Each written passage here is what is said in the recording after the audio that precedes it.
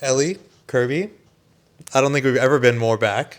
Week 1 of the NFL season is here. You excited? Super. Is Kirby Jumping up and excited? down. Kirby? She doesn't know what's going on. What I do know is going on is the Eagles on the opening night of the NFL season 2025 outlast the Cowboys 24-20. Felt like it would be more than that, but There was a lot of fluid flying around on that field that I think had something to do with that. truly. Would you agree? In the air, out of mouths. Yeah, so most of the fluid came from a rain delay that happened in the middle of the third quarter. Ended up basically blowing the entire game up. I think they scored Basically. on the first 8 drives of the game, back and forth. I mean, yeah, they did the first 4 possessions were scores. Yeah, all touchdowns. More than that. Well, Then- yeah. And then after that. And then a bunch of field goals to follow. Mm-hmm. And then I think the Eagles scored on their first possession of the third quarter, and after that, I don't think anybody scored again. Yeah. So really got slowed down by the rain delay. But the big story from tonight happened about, 6 seconds into the game. Not even the first possession. Yeah, Jalen Carter. At least, actually, what we saw, all that we saw to begin the game, Truly. was Jalen Carter seemingly unprovoked walk up to Dak Prescott Kind of square up a little bit. while one of the Eagles players was down, likely with a season-ending injury on the opening kickoff, Yes. and just fully spit on Dak Prescott. Yeah. Kind of a gross one, too. It wasn't even, all together. It was, 2 spits, kind of chained together. Mm-hmm. And, yeah, I know, because I had to watch it about 15 times. So. Yeah, it was, now I remember why we recorded the levels down so low. Because when we test them, it's quiet, but whenever we we get excited, it goes crazy. Whoops. Yeah, actually, what was the first thing? It's there was just a player down, a flag showed up later on, and then all of a sudden Jalen Carter had been thrown out of the game. We had no context for why, right? Yeah. Then we saw the video of Dak spitting on him, or of him spitting on Dak. Yeah, Dak seemingly getting rid of his spit.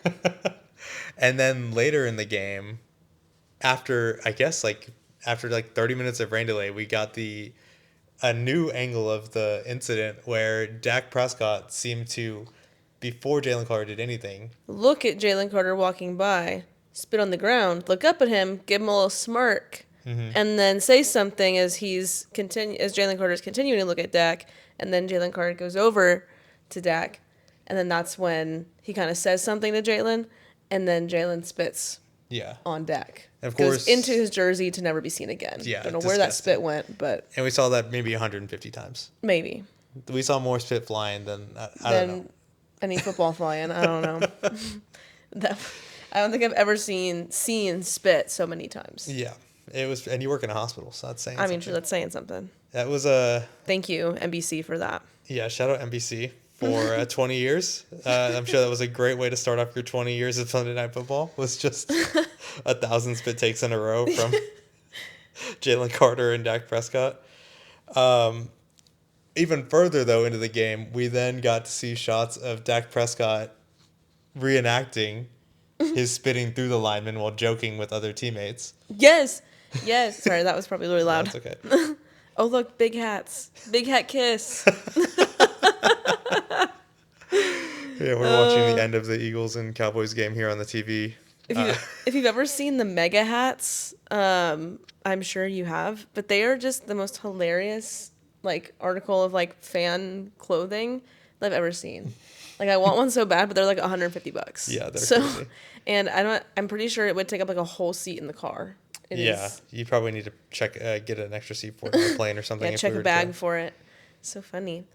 But yeah, we would see Dak kind of hold his hands out, and then he would put his hand through his hands, or his face through his hands, and then his teammates oh, whatever, laughing, thinking it's so funny, Dak laughing about it, and I'm just standing there I mean, for all we know, whatever. He may have been talking about something else. He could have been spreading them and getting in there or something like that. I mean, what better? There's no time like the sidelines. I mean, yeah. You remember that clip of Lamar Jackson hearing some whenever that guy's talking in his ear and he turns around Yes. That's one of those moments where I'm sure he was talking about the same thing, spreading him and getting in there with the tongue. That clip is so funny. Oh Yeah, and then the cherry on top is after the game, they interviewed Jason Garrett, who was on the sideline, and Unbelievable. they asked him if he had talked to Dak about it.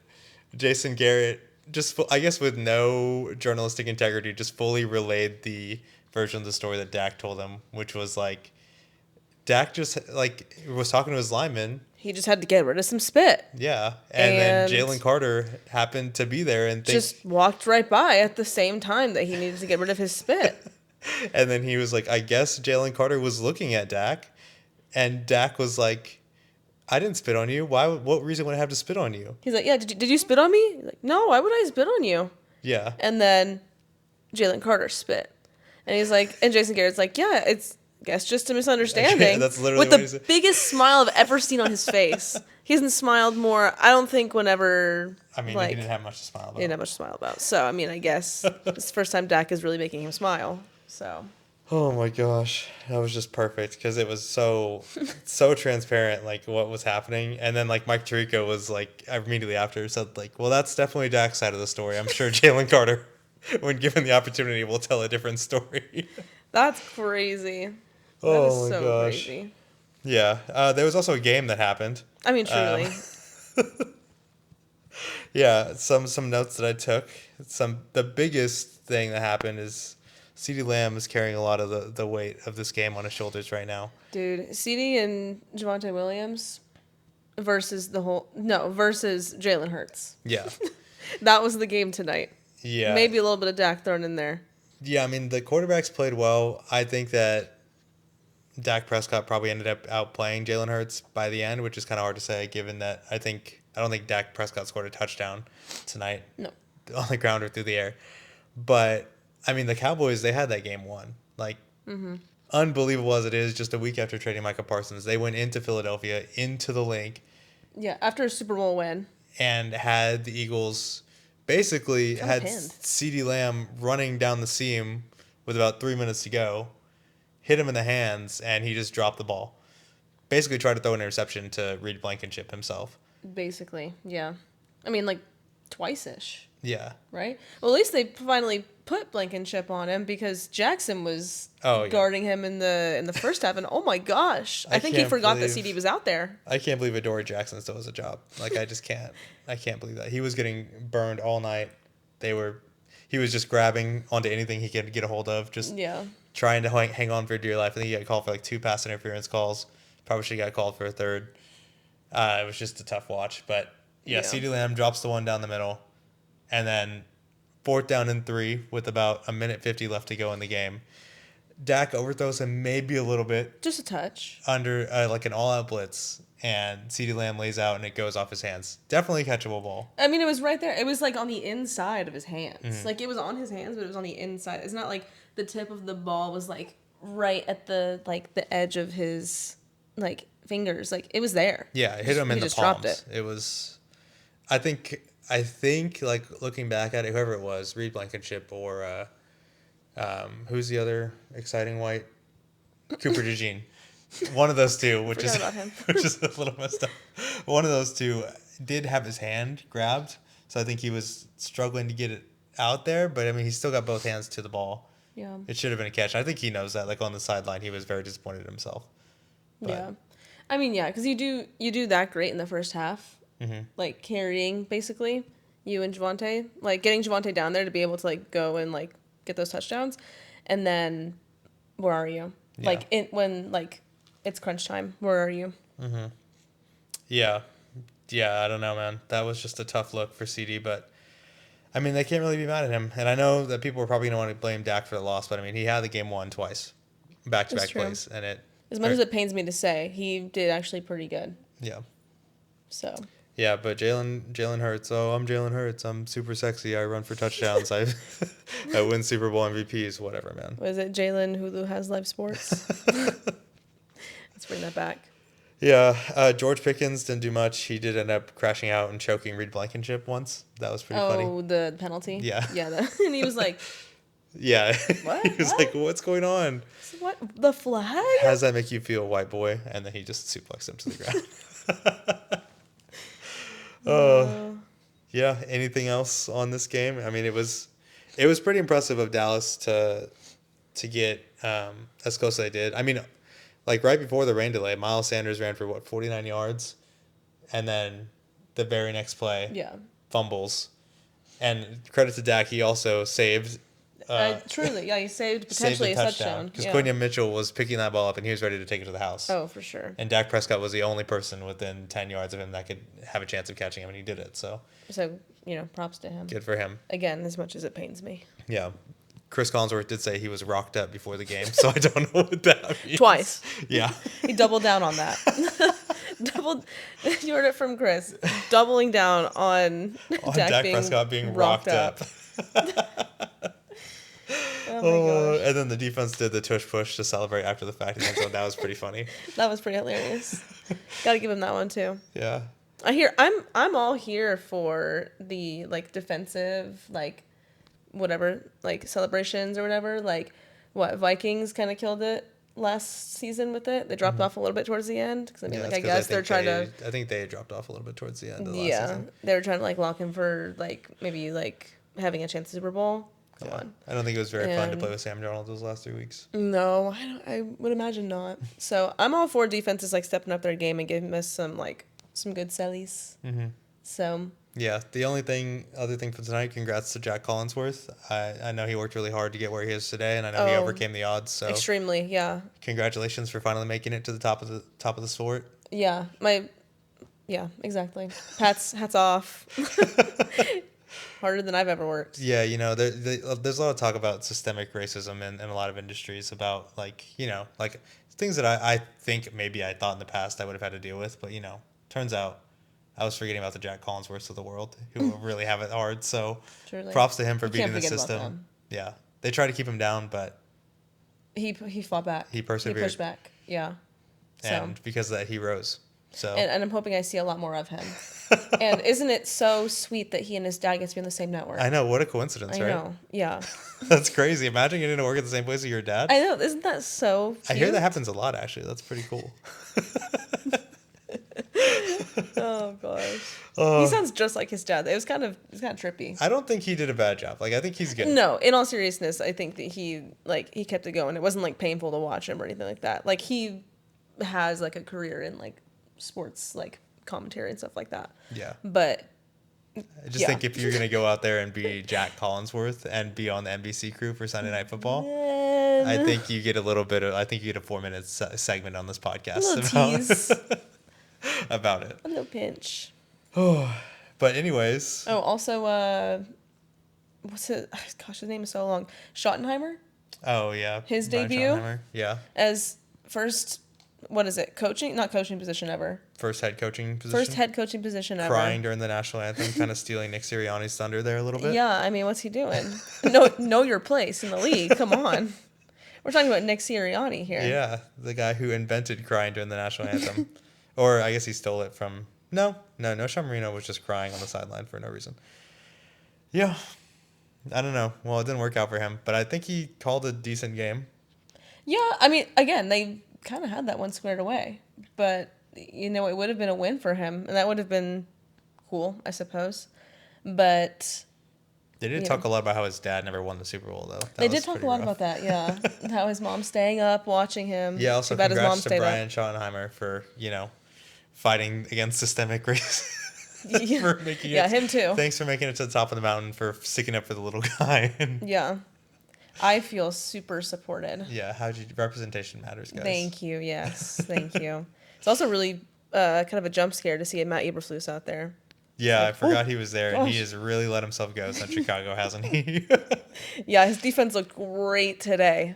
I mean, after the first half, and that's probably weather boosted defense of just everybody got tired and sleepy when they ate those cold cuts that they willed into the locker room.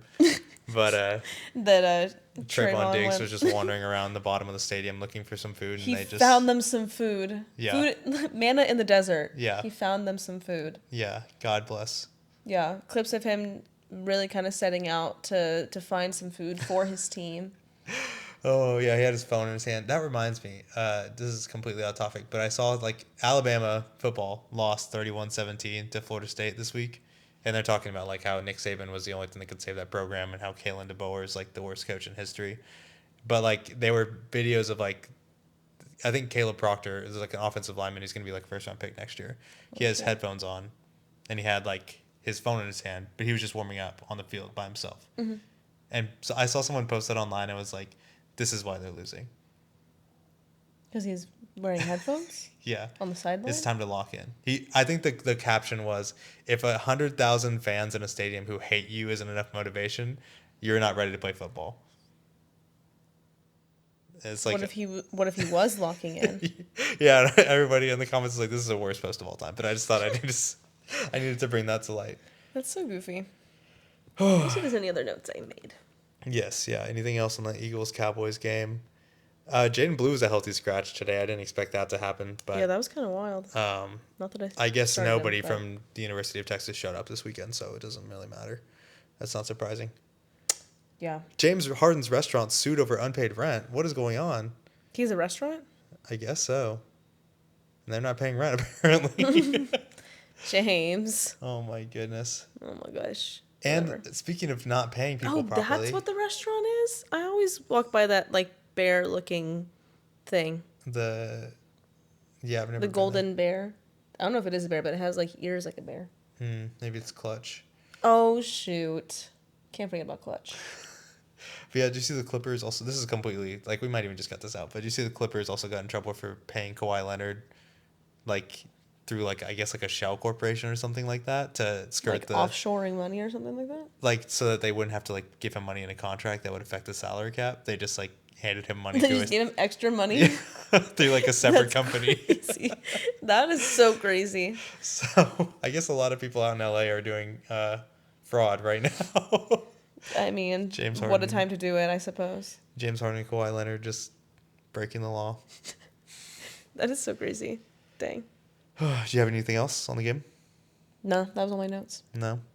All right. Well, we're super excited for a weekend full of football. Woo! We're going to go through game by game this weekend. We're going to make picks. And, we're going to make our predictions for division winners, Super Bowl representatives from each league, and then champions. And basically throughout the season, we're going to see who picks the most games right. We're not doing spreads. We're not doing, like, over-unders, picks like that, because we don't really do a whole lot of gambling over here. But I do have the lines for the games just so we can see who's favored to win.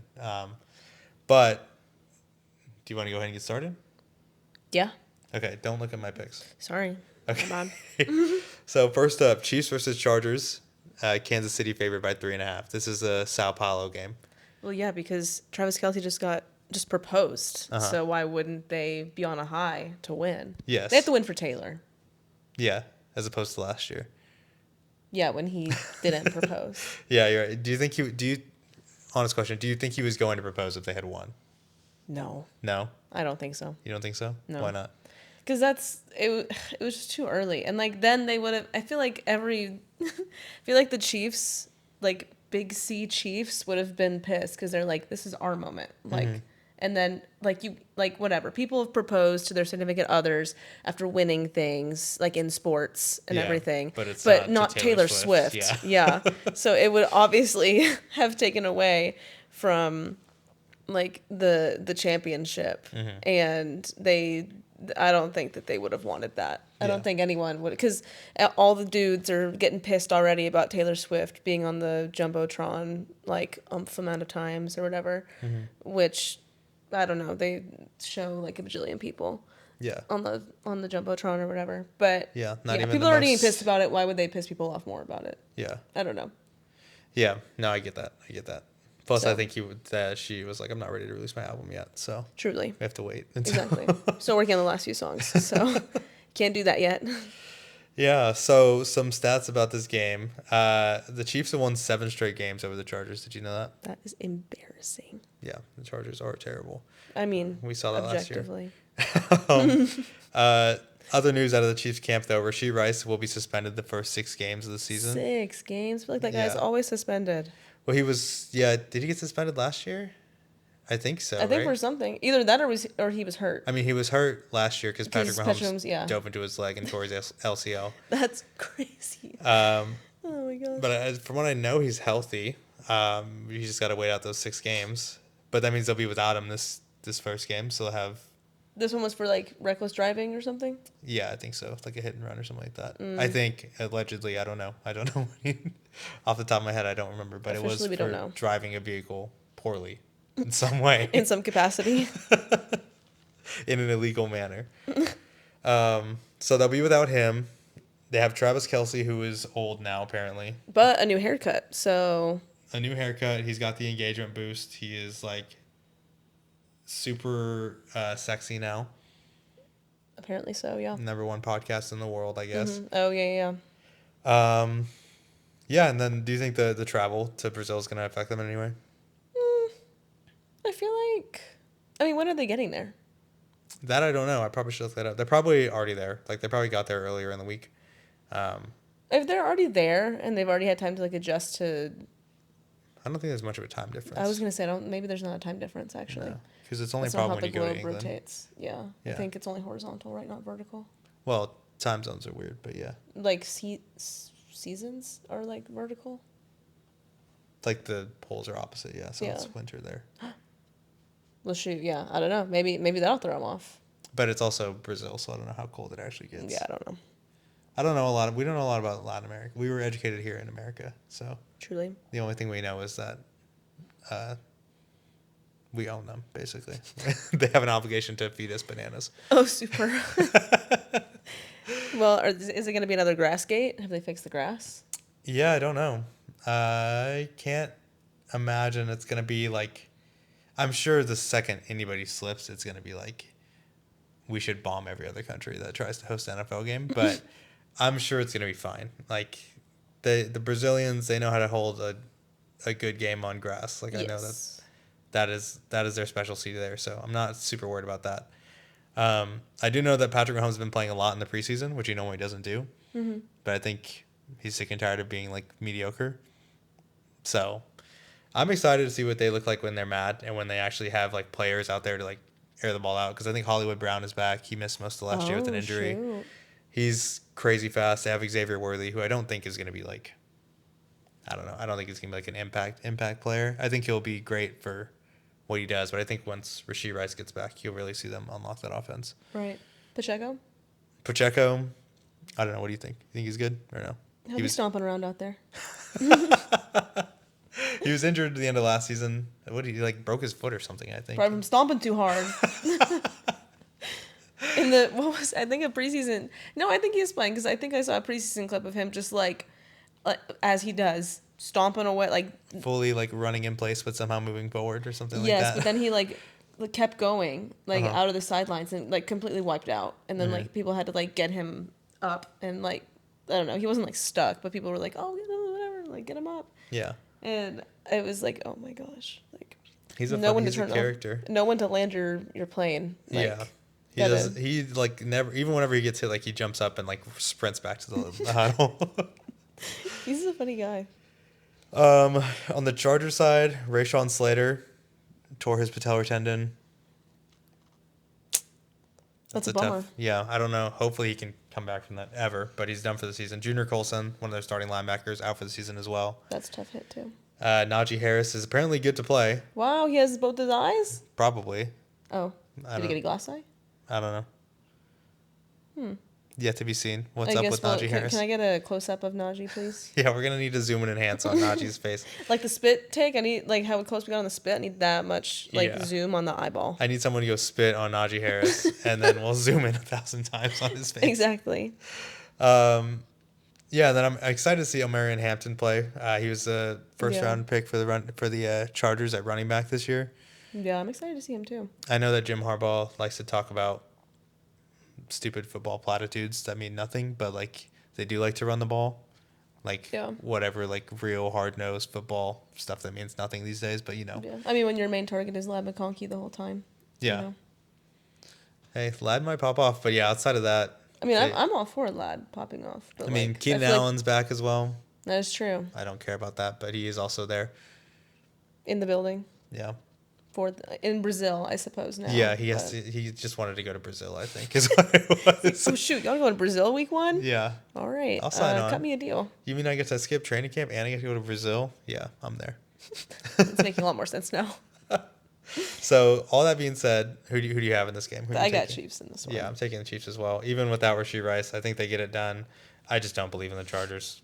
No. After the ass whooping we gave them last year in the playoffs, I don't buy it. The dirty bubble might pull up anytime, and then it'll be over. I'm pretty sure he has trauma from the dirty bubble. He's got his head on a swivel at all times. Yeah, it's not looking good. Also, if y'all are new to the podcast, if you haven't clued in, whatever, if you don't live in Houston, we are Houston fans. Mm-hmm. So that's why our podcast is Aaron and Elle on Kirby Drive. Our dog's name is Kirby, and the Texas Stadium is on Kirby Drive. Mm-hmm. So if you can't tell, we're pretty big fans. Yeah, I don't think we introduced ourselves either. My name is Aaron Trevino, and this is Elle Trevino. Howdy. Yeah. And we're Houston born and raised. We really haven't had much time like living outside of the city other than college. And yeah, well, we lived in Dogwater College Station. So got a real good escape there. But no, we're solid Houston fans. Probably more so Texans, Rockets, Astros, Dynamo.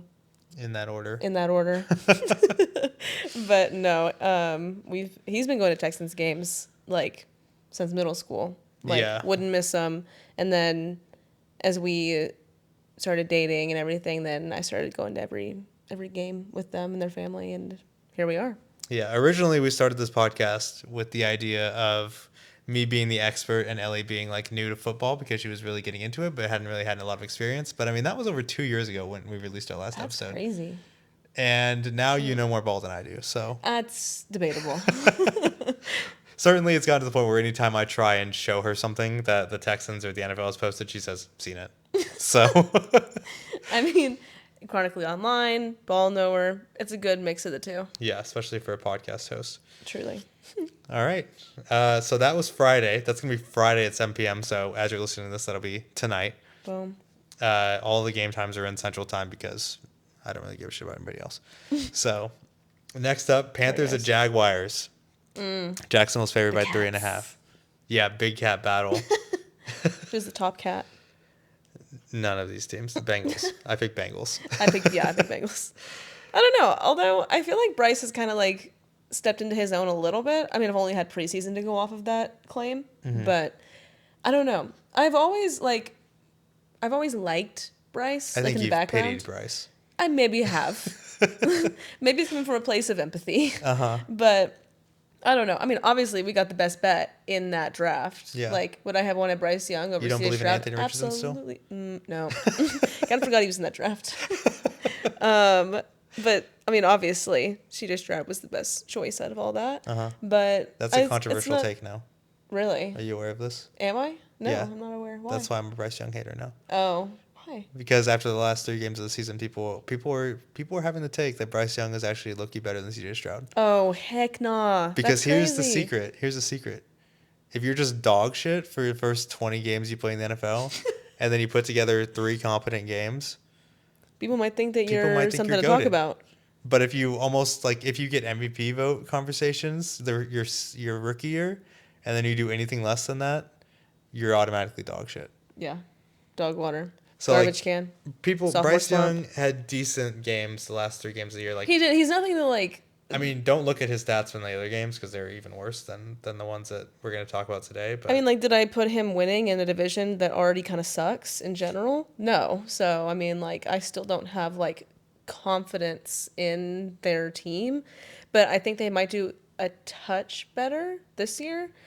Like, whereas in past years, I'm like, oh, the Panthers? Like, okay, whatever. You know, like, that's going to be a great game to watch.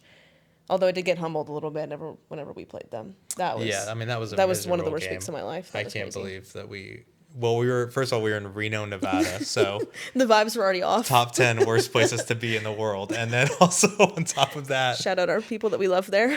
and then on top of that, we were watching the Texans Panthers in like week 9, and it was like a 15-16 game, and we lost at the last second. Yeah, So that was we were also at like a Biscuits and Gravy Diner. The vibes were just completely off. We were not set up for success in any manner. Yeah, that It was was a rough miserable. day. A rough day on all fronts. Oh, yeah. Yeah. So, but anyways. no, I just think that they're a little bit more of a conversation. Not like anything like championship or winning wise, but like they're not a team where you're just like automatically boom lose. Yeah, Are they gonna lose to the Jags? Probably. Okay, but so you're picking the Jaguars. I'm picking the in this I'm game. not. Yeah, I'm not backing away from that. I'm just I saying. am as well. I'm just saying, like, I'm interested to see what they do this year. I'm interested to see as well because I like Bryce Young. Seems like a nice enough guy. I don't want to see He him does. fail. I know, right? I I like would Xavier like to Legette. see the Panthers organization. Like, I don't want David Tepper to have anything nice. Yeah, And I think that the Panthers fans are getting a little bit too crazy online right now. just a little bit. So the last 3 games of the 2024, he had 10 total touchdowns in 3 games, no turnovers. So that's what's getting shoot. people excited. But in those games, he threw 158, 203, and 251 yards passing. Now, he was benched for like 5 games last season. I think he ended up playing about 12 games. He ended up throwing for like 2,400 yards, just over. Yeah. So his yards per game was 200.25 passing yards per game. So he just got over the 200-yard mark, Yeah. which is abysmal. Yeah. Yeah. Yeah. If I was a Panthers fan, first of all, be very sad. Yeah. But second of all, this is nothing that I would be like, oh my gosh, we're so back. Yeah, We're I mean, get so excited back. for what you can. Like, you have to take what you can get. 'Cause, Truly, I know we had years like that where we just had to cling on to like anything. I mean, because- I still know people who like are in love with Davis Mills because that's all they had. Oh my gosh, I can't imagine. I can't imagine. I mean, whatever. Glad that we signed him for another year or whatever the heck. But like, oh my gosh, having like that be what I get excited about every Sunday. Oh my gosh. I'm sorry, Davis, but like, please put a smile on your face. Put a smile on your face. I mean, at least Bryce was drafted number 1 overall. Yeah. Speaking of number 1 overall picks on the Jaguars side, Trevor Lawrence is facing major fraud allegations, and if he doesn't pick it up, he's going to be, I don't know. I mean, he'll continue to be employed, I guess, but everybody in Jacksonville will be sad, or I guess even more sad than you normally would be living in Jacksonville, Florida. Kirby just expressed on the blanket. Are you serious, Kirby? That's really gross, Kirby. That's actually nasty. Live on air. Oh my gosh. We're live to tape, Kirby. Kirby, and it's visible. Oh, Gosh. it smells like fish Kirby, and I'm gonna fold this. diarrhea. Kirby, this is fine. Just you take care of it. Yeah, clean it up. You go take care of this, Kirby. Sorry, expression break. Okay, that's disgusting. Sorry about that, guys. So yeah, Trevor Lawrence. I mean, yeah, he has a lot. I feel like he has kind of a lot to prove. I don't know. I feel like, he had a child this past year. He had that concussion. Did he actually have a concussion, or was it just the elbow, the shoulder? I think Don't get me started about I think that. he was injured, but I know you took issue with that. Yeah, don't get me started. Because I have an unpopular opinion. Yeah, I don't know anything about Trevor Lawrence's personal life. I thought he had a child. That's why everyone was like, he's a dad. He's going to be a dad. Like, have some respect. About that. I don't care at all. I don't care if you're a dad. I don't wish harm upon Congrats Trevor on Lawrence. the sex, buddy. That's awesome. I don't wish harm upon Trevor Lawrence. Like, whatever. We won't jump into that because I'll get pissed. I mean, yeah, no, I don't think anybody wishes harm on him, but I think that, like, he's been playing for, I don't know, 6-7 years at this point. He's been playing abysmally. And, like, some years he plays all right, some years he plays terribly, some years he's been hurt, and other years he's been fine and done okay. Yeah. I mean, the one good thing he's ever done is come back from down 27-0 to the Chargers because they can never win a playoff game to save their lives. Truly. But he also threw 5 interceptions in that game, basically, or 4 interceptions or something like that in the first half. So Jeez. even then, didn't exactly cover himself in glory. No. So, I don't know. I think that there's a lot of excitement in Jacksonville because they just drafted Travis Hunter, and like Brian Thomas Jr. looks like he's going to be a star. But then you've got I don't know. There's chaos in the backfield. They seem to hate Travis Etienne. Really? I don't know if he's going to start much longer. Who, the players or the franchise? I don't know. The fans? Everyone? I guess that they just word on the street is that he's not going to be there much longer, and for the last 2 years, I feel like his job has been in jeopardy. So. Dang. I don't know. I mean, he hasn't been complete like dog water, but like Yeah. I don't know. I mean, he's not like Saquon Barkley or anything, but Mm-hmm. I don't know. Dang. Yeah. And it's not Brian Thomas. He's gonna be great. Mm-hmm. I really do think he will. He had a really promising year last year, but also Travis Hunter. Is he gonna start as being both sides of the ball? I think they said he's going to play like 80% of snaps on offense, and then he's listed as like either like a reserve or like a second string corner, so he probably won't play a ton on defense. Which sounds about right because you probably didn't draft him to play No. corner. I don't know. I mean, I think like if you're the Jaguars, what do you have to lose? Just let him try. I mean, yeah, you know. If he dies, he dies. Like maybe when you're playing the Panthers. Yeah, I mean, try it out. Try it out against Bryce Young. It's not like they have any weapons on offense besides Ted McMillan, who I think was a yucky first round pick, and I don't think that they wanted to pick him. But I'll be prepared to like eat my words if he's decent. But I just don't feel good about that pick. I think he was the only wide receiver that was like graded that high, but I don't think they believed in him at all. That's crazy. R.I.P. Yeah. Anything else about Jaguars, Panthers? I don't think so. All right. Is it in Duval? Yeah. Dang. Duval. All right. Next game up, Cardinals at Saints. Oh, Lord. Arizona favored by 6.5 points. Gosh. Well, yeah, of course. Anyone who has any, like, trust in Tyler Shuck may need to be assessed. Yeah. I mean, he's not even starting. Spencer Rattler's starting. Gosh. And from what I hear... And even that should just show you, like, good Lord. Yeah, I don't even know what's going on. What are we doing at the top, guys? The only notes I have for the Saints are that they are so yucky. I hate the idea of Saints football.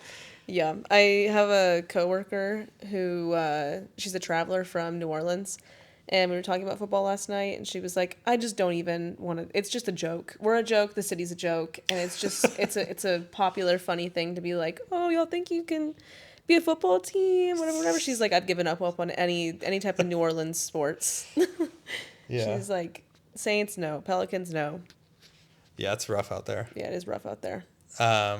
She said there needs to be another hurricane that comes and wipes them out. Hasn't it been like 20 years since Katrina? I think so, yeah. That's crazy. How old are we? Yeah, because I think that Tulane was trying to wear their... Mm-hmm. I don't know, they got into an argument with whoever they were playing. I don't even remember what school they were playing, but they were trying to wear their white, like, hurricane, like... basically like uniforms to honor like the hurricane first responders and stuff like that, or like remember the victims and stuff like that. Right. But the other school was like, no, we don't. We're just gonna wear. We already planned our uniforms, so we're gonna wear these. Shoot, not even a patch or anything? No, they were like, just dang, screw off. Dang, that's brutal. Yeah. Not a patch or something, gosh. Well, no, like the opposing team came in and was like, we're already scheduled to wear white, so you can't wear your white uniforms. Oh. And we're not gonna change. Dang. So they wouldn't even have to like do anything to their uniforms. They support hurricanes. Yeah, they're famously pro hurricanes. Pro natural disaster. Pro George Bush administration. They're just anti-levy, anti-aid to the people. Oh, I mean, on the other side of that, same thing with Trevor Lawrence. Kyler Murray, it's time to play football. Truly.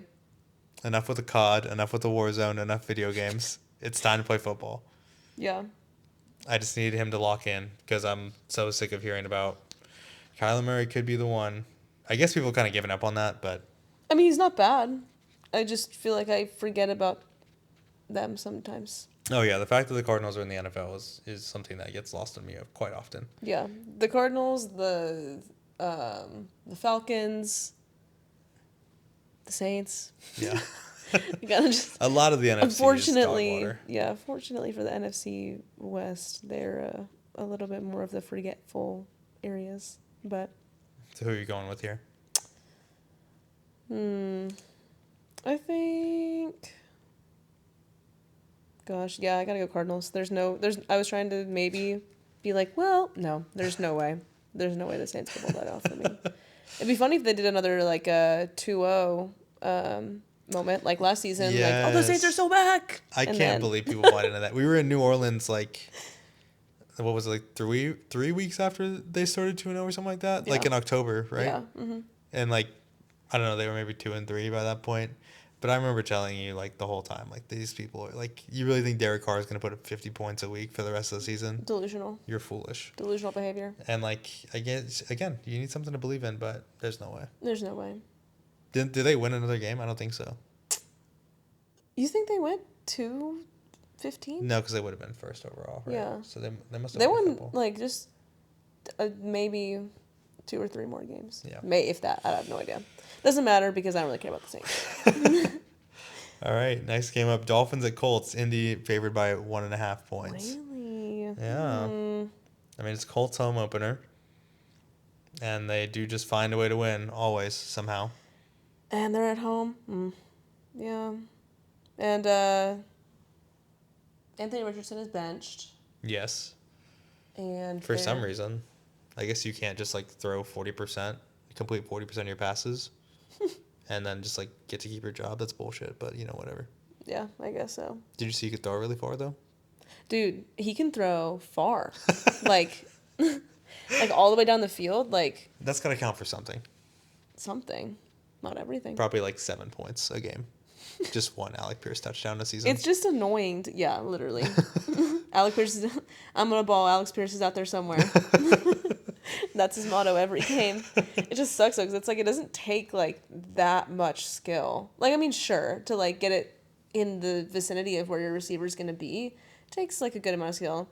Of course, me being a quarterback and all, speaking from experience, yeah, it's not that hard. But I mean, I don't know. It's just kind of like last season, whenever he would like drill one all the way down the field, like lob one up, and then it was like, oh, boom, touchdown. It's like that is just frustrating. That's just frustrating because like, the amount of times that like happens and works is like kind of high, like more than 50%. So it's like. Yeah, it was definitely annoying to watch him like throw 2 incompletions on like a slant and a screen pass, and then just like air one out 70 yards and happen to connect, and not happen. Like, I think he's got it in him, and I think he's really good. Like, there's flashes, but like. Yeah, I mean, he's not a bad quarterback, but he's not I think he's a bad quarterback. I'm going to say he's a bad quarterback. If you're throwing 45% completion percentage, I think you're a bad quarterback. No, that is kind of bad, yeah. But, yeah, I just like to see him have some type of, like, quarterback, like, skill, strategizing, like, game planning. I have no idea. But, like, you can't just, like, throw down the field and expect it to work every time and win games off of that. And just, like, seeing Colt fans get, like, excited about that. And being like, no, he's actually like he's better than CJ Stroud. He's better. Like you don't know. That's a crazy take, That was a reach. Yeah, that's one of those freezing cold takes getting pulled up a lot of the CJ Stroud less than Anthony Richardson, and then it's just like clipped over. Daniel Jones will start for like the remainder of the season. When you get benched to Daniel Jones, yeah, something is wrong. And yeah, that's a walk of shame if I've ever seen one. The only bad thing is I think that like the floor is higher with Daniel Jones. Like, I think that if Anthony Richardson were to get his chance, some part of me is glad that he didn't, because like I know Josh Allen played pretty poorly his first 2 seasons and really turned it on year 3, and it was just a problem for everybody else for the rest of the time. But like Anthony Richardson definitely, like, if he had ever figured it out, I think he could have been really dangerous. Yeah. But so I'm glad that like that opportunity has been taken away from him, at least in Indy for now. It sucks for him, but like for the Texans' sake, I'm glad that didn't happen. But the fact that like Daniel Jones will keep teams in a game long enough for the Colts to work their black magic and happen to win 1 or 2 or 3 or 5 or 6 or 10 and win the division is like stressing me out. So I mean, always. I don't think the Colts are ever like something I put on the back burner, because they just like somehow it's the end of the season and you're neck and neck with them, and it's like, oh wait, no, like we actually have to win this game or else the Colts win the division. It's like, how did that even happen? They're not even like that good, you know? Who was it? Gardner Minshew that? Yes. Oh my gosh, that game. The year that CJ Stroud was a rookie and then Tyler Goodson dropped the pass. Oh.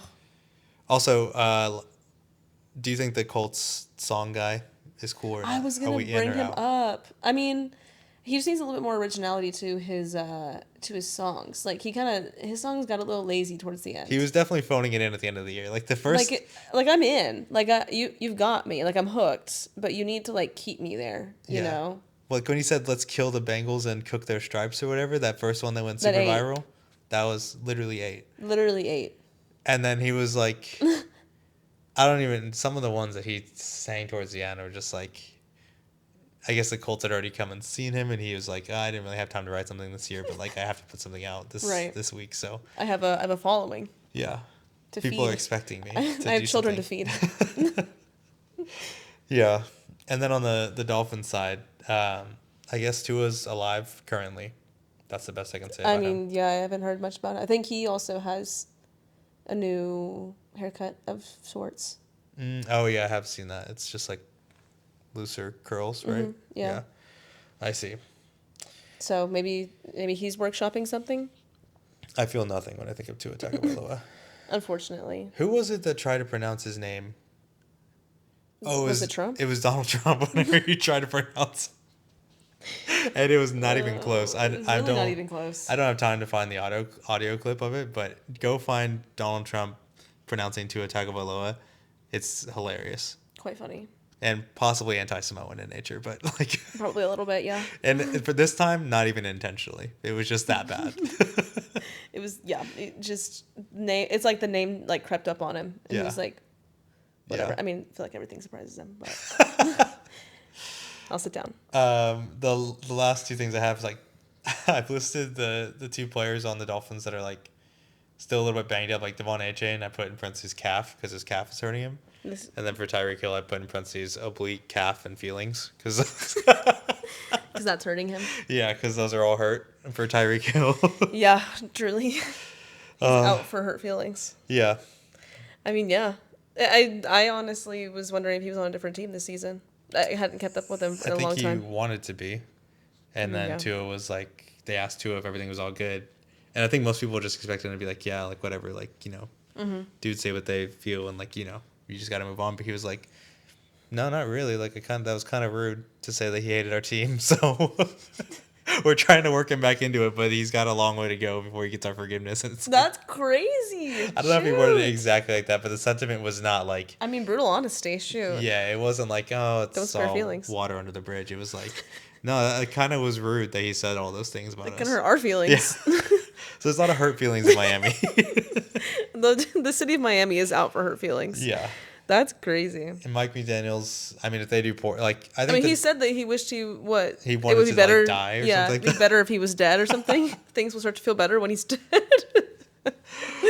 His career might be dead here in a second. Yeah, he's a funny guy, but I don't know. His cool guy vibe is not going to save him for much longer. Yeah, like, it really, like, I feel like it's carried him about as far as it can carry him. It's time to start winning. Yeah. I think the Dolphins season can go one of two ways. Like, it can either be like a decent, like, 10-6 or 10-7 wild card berth, or it can be just a train wreck. And Tyreek Hill is playing somewhere else, and Devon Achane doesn't finish the season, and Tua retires from football, and the world comes down, and everything is over. Yeah. Yeah. Who are you picking for this game, Dolphins or Colts? Which version of the Dolphins is he going to be? Because I think if Tyreek Hill is back to his old self and Devon Achane is playing well. I mean, they played really well at the beginning of the season. That's true. Last season. My instinct was to pick Dolphins, but then you said Colts at home. I'm going to still do Dolphins. Okay, you're going with Dolphins. I'm going to go with my guts. That's the first time we've differed. I'm picking the Colts here just because I know. I mean, you have more Colts experience than I do. You've lived through more Colts pain than I have. Yeah, it's bullshit. Speaking of yucky games, we have Raiders at Patriots in New England. New England's favored by 2.5 points. Yeah. How do you feel about this game? I feel like I'd have to go... I feel like I'd have to go New England at least for this week. Mm-hmm. I was inclined to want to pick Raiders. I mean, I have literally their two best players on my on my fantasy team. Who do you have Gentry and Bowers? Yeah. Okay. So that's not bad. We're running it up with the Raiders, which is a crazy place to put all my eggs. That should just crazy be basket your to put all my fantasy eggs. Name. What? Running up with the Raiders. Honestly, dang it! Why didn't I think about that? Or you could call it Raider Rash. Oh! Why did I have did we come up with this until now? It's already started. That's good. We're saving it for the podcast. We're saving. Gosh, that's so. I've asked, and I'm sorry, environment, but I've asked ChatGPT, like, please help me workshop these team names. Because I have Kayemi for my kicker for the second year in a row. And I have the Texans defense. And so I was like, well, like Frank Ross, special teams coach, like, love that guy. Love what he does with the Texans special teams. And so the haircuts. And the haircuts. He's just a good guy. Just who can hate Frank Ross? Love that guy. And my team name was In Frank Ross We Trust. So when I told your group of friends about, they didn't get it. So I think Raider Rush might be a little bit more of a something that gets the crowd going a little bit more. Something that requires a little bit less ball knowledge to understand. Yeah, I went too deep on that one. So dang, why haven't we done that until now? Anyways. But my first note on this game is literally just like Ashton Genty and Brock Bowers can make things interesting against the Patriots defense, whose like number one strength is like on the outside. So like Christian Gonzalez and all that. Like, I think their secondary is pretty good, but I think they do have some holes in the interior of their defense and, like, especially a linebacker. Yeah. So I think that, like, that's exactly where they're going to try and, like, punish the Patriots, like Ashton Genty up the middle and then Brock Bowers over the middle of the field. And they got Geno Smith. They got Pete Carroll. That's true. Yeah. So, dream team's back together. Yeah. The dynamic duo. I wrote Geno Smith is good enough to win a couple early season games, and he loves to do that. So I have no faith in Geno Smith as a quarterback, but I know what he does to hate people who write him off. So I'm not going to write him off. Yeah, and I mean, now they have two weapons. Oh, gosh. I'm going to switch, actually. You're switching? I'm going to switch. Because, I mean, Drake May is good. We also wrecked them last season. Yes. Not that the bar is if the Texans can beat them or not. But yeah. I mean, I picked the Raiders as well to win this game because Drake May is good. I don't think he's, again, my theory that I don't know if I made public or not on this podcast, but I don't think he's sexy enough to be good at football. I mean, Lamar Jackson. Again, Lamar Jackson's the only exception. And he hasn't won that many playoff games, so. I mean, yeah. But he's good. He's a good quarterback.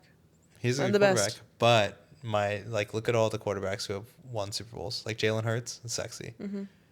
Patrick Mahomes, kind of not sexy, but good enough looking. Yeah. Matthew Stafford, sexy. Yeah. Although kind of in like a I don't even work league softball kind of way. Like, I think so, yeah. Like the cute guy at the office. Yeah. Like a Jim Halpert. He looks like athletic Jim. Yeah, that's fair. The other thing I wrote about this game is that not a single wide receiver will be active in this game. Are you serious? I mean, no, but might as well be. Oh. Name a wide receiver that plays for either of these teams. I was trying to think about that. I was like, yeah, Drake May's got Trayvon Henderson in running back. Yeah, that's basically it. Maybe. I'm excited to see him play. Yeah. He'll probably be pretty active in the past game, but. Right. I mean, like, they'll probably run out Ramondre a little bit more since he's settled a little bit, but I hope to see Trayvon Henderson out there a little bit. Yeah, I'm excited to see him play. I mean, like, the Patriots have, like, Kayshon Boutte. Oh, how could I forget that guy? Who I guess is fine. How could I forget that guy? I don't know. Like, Demario Douglas is okay, I guess. Hunter Henry is decent at tight end. The Raiders have Jacoby Myers. He just requested a trade from the Raiders because he is criminally underpaid. But here's what his most recent... I think he's going to play because here's what his most recent quote was. I asked and they said no. That's where that stopped. I mean, I'm just going to keep doing my job until something shakes out either way, honestly. I don't know which way it's going to go, but I'll be ready for whatever. It's a job at the end of the day. I'm happy to be doing my job with my boys, but I can be happy anywhere. Dang. So it sounds like he just like... He doesn't want to be there. Yeah, he doesn't want to be there. He wants a job. But he can't. Yeah, he doesn't. He's not the kind of guy I think you can command a lot of leverage. I think he's a good player. I don't think he's a great player. Right. Also, Amari Cooper retired. I was going to say, just to not play this game. He retired. Yeah. That's a crazy move to make. He signed 9 days ago and he retired today. Did he say why? I mean, probably just because he didn't want to play for the Raiders. I mean, he probably thought he was doing what Keenan Allen was doing. He's like, oh, you guys aren't the one playing in Brazil? I'm just going to go home then. Actually, wait. I'm like done. Enough of this. Oh my gosh. Yeah, that's crazy. I saw that report and I was like, is that fake news? Is that like a It's fake very account? real. That's crazy. And I would do the same thing. Respect to Mark Cooper for not wanting to be on the Raiders. Fair. I don't think anyone wants to be on the Raiders. That's a tough look. Next game up, Steelers at Jets. Pittsburgh's favored by 2.5 points. You know, I'm gonna go out and say I feel like this is a Justin Fields revenge game. So you want the Jets? I want Jets. Okay, I picked tie. That's a crazy claim to make. I picked tie, and the only note I have is yucky. I don't want to. Stinky. This game will not be on Red Zone at one time. I promise you. This is where they'll go to commercial for the first time, and then it'll be the Jets and Steelers game happening in the background of that commercial. This game makes me ill because I forgot that. Now I'm having to like lock in. Actually, like I know these things in the back of my head, but now like coming face to face with them, looking them in the eyes. Oh, to watch Aaron Rodgers play football again, and for the Steelers. Yep. He looked geriatric this offseason. Oh yeah, it was bad. It was a bad look. Gosh. Horrific look, if you ask me. I mean, truly, gosh. But, just so we can talk about this game a little bit, Aaron Rodgers was tied for 7th in touchdown passes last year with Josh Allen, and he threw more than Patrick Mahomes. There were some who were saying he was coming back into his own, most notably Pete Prisco on Part of My Take in his NFL preview. I don't know how much faith I put in that, though. I don't think he's any good. I think he's washed. Is that memes? No, that's an actual NFL analyst who was a guest on the show. Oh. Yeah. Gotcha. But, yeah, no, I don't think he's any good. No. The only other note I have is, can Justin Fields prevent Garrett Wilson's suicide? Yes or no? I feel like he's a steady enough guy. Not a bad guy to. I mean, like nice enough to talk him off the ledge after the game. Is that what you mean? Yeah. I feel like he has enough talking power. He's convincing. Okay. No, I don't know. I don't want to talk about this game anymore. To recap, I'm picking them to tie. Ellie's picking the Jets to win. So yeah, that's gonna. Gosh, that just makes me so sad that I have to watch the Steelers and the Jets play football this season. All right. Next game up, Giants and Commanders. Washington's favored by 6.5.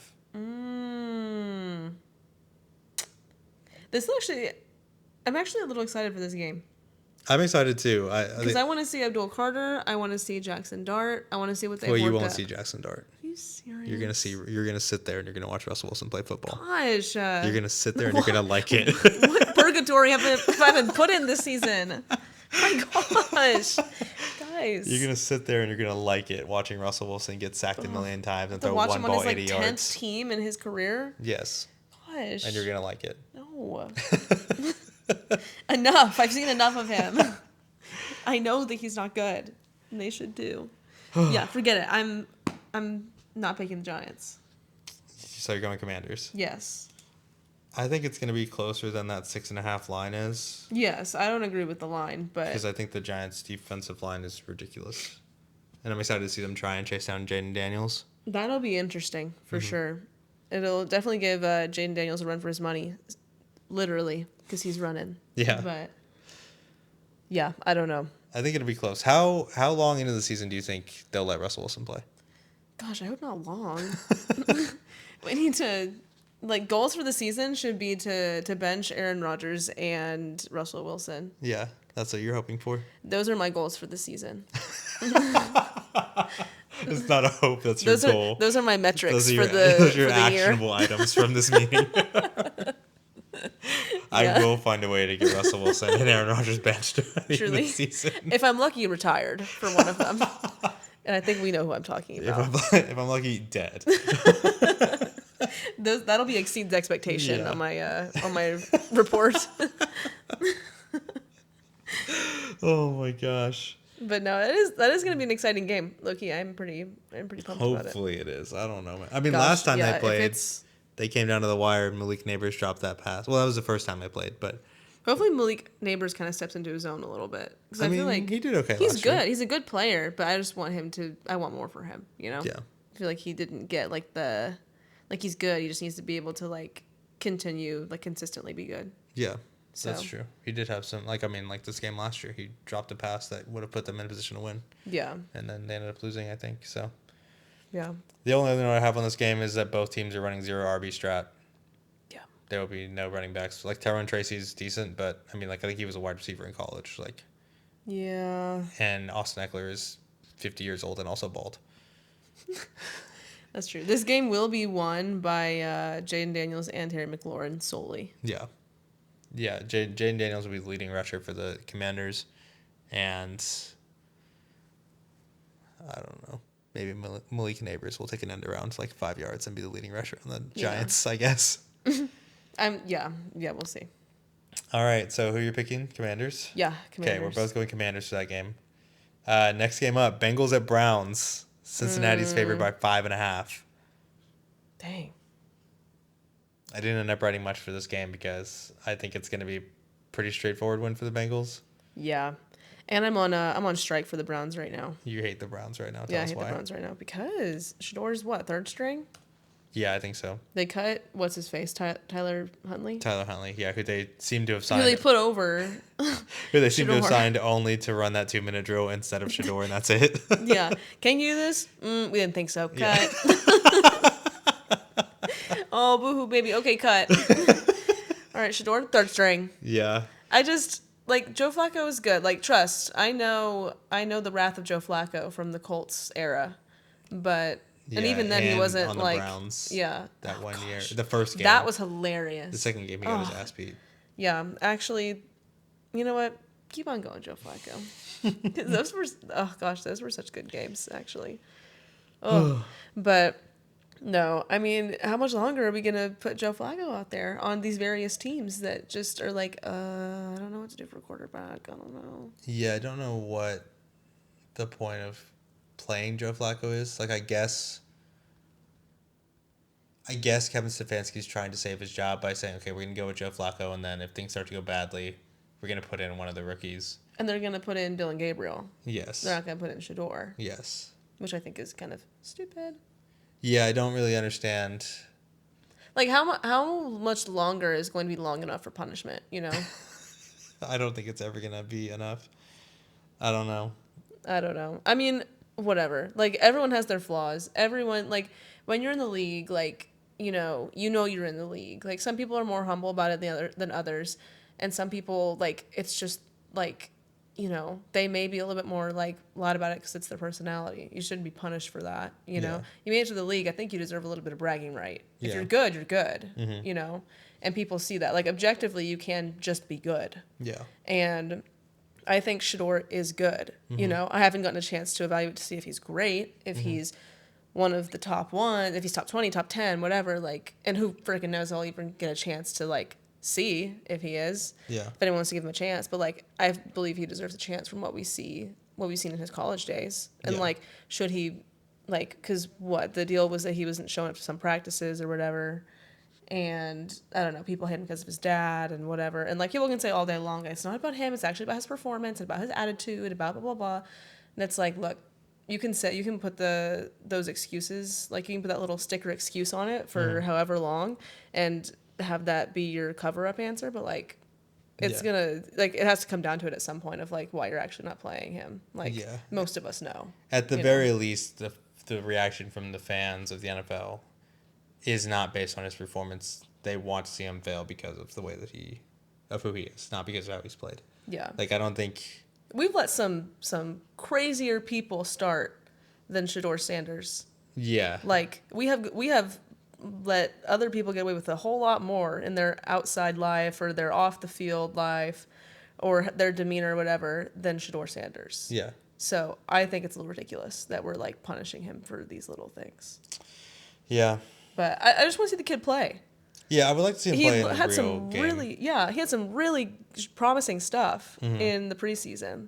Yeah, at least the first game, for sure. Yeah, the first game was crazy. Yeah. So if that's how he's going to be, like, you know, in the actual regular season, if he got a chance to start, that's going to be really exciting to watch. I'm not a Browns fan by any stretch of the imagination. But something's got to make them watchable because I'm not tuning in for the Joe Flacco show. I promise you that much. I've tuned in too many Joe Flacco shows. I think it's over, and I certainly don't want to tune into a Dylan Gabriel show. Say what you want about what he said, but yeah, that was crazy. On the Bengals side, they have to win this game. They've lost their opening game the last 3 years. Yeah. They have no room for error in that division with the Ravens at the top right now. Yeah. If they want to be taken seriously, they have to win. And they have to win by a lot, I'm going to say. Otherwise, I just don't believe in them this year. I mean, yeah. No matter how last good year Joe was Burrow devastating. Is. Yeah. I don't know. I just feel bad because Joe Burrow he is a good quarterback, but it just they can't get anything done. Their defense kind of sucks, and that's kind of what puts them in the hole a lot of the times. I mean, you have Jamar Chase, you have what's his name, Chase Brown. Chase Brown, yeah. And I mean, those are some guys that can get it done and have gotten it done, but it just sucks whenever you're at the end of the season and you're like, oh, if this happens and if this team wins, then we get to go. And then if that team wins or loses that team, it's like, if you're a good team, you shouldn't have to be like relying on like other teams losing their games or losing the next 2 games or whatever. It's like, yeah, how about just go win week 1 against the Browns? Yeah. That's all you have to do. And trust me, I've watched the Texans. I've done enough I've done enough ESPN playoff machines when the Texans were like 6-8-1 to know that team is not good. They do not deserve to make it to the playoffs. Yeah. And yet sometimes they do, and that's fine. Usually it was to kick the Bengals' ass. So I don't know. Do with that what you will, Bengals fans. But we're moving on. Win the game or get out of my face. I'm sick of this. Next game up, Buccaneers at Falcons.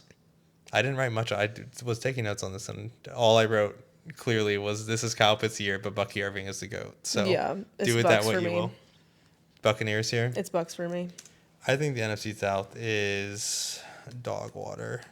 I think the Buccaneers can maybe make it out of the NFC, especially if Baker is on again this year and Bucky Irving plays well and Chris Godwin comes back and is healthy and Mike Evans is still the player that he is. Relevant, yeah. And Emeka Egbuka is as advertised. Mm-hmm. Yeah, that's a lot of ifs, though, I think, right now for a team that... I mean, they have the capability. It's just will they do it, Yeah. Yeah. As far as the Falcons go, Michael Penis Jr. You're not supposed to call him that. Oh, he gets mad? He gets mad. Okay, well. He doesn't like it when you call him that. He told me. Don't listen to this part. Don't listen to this part then, Michael. I don't know. I mean, the Falcons have good weapons on offense. Like, I'm almost tempted to take them at home here.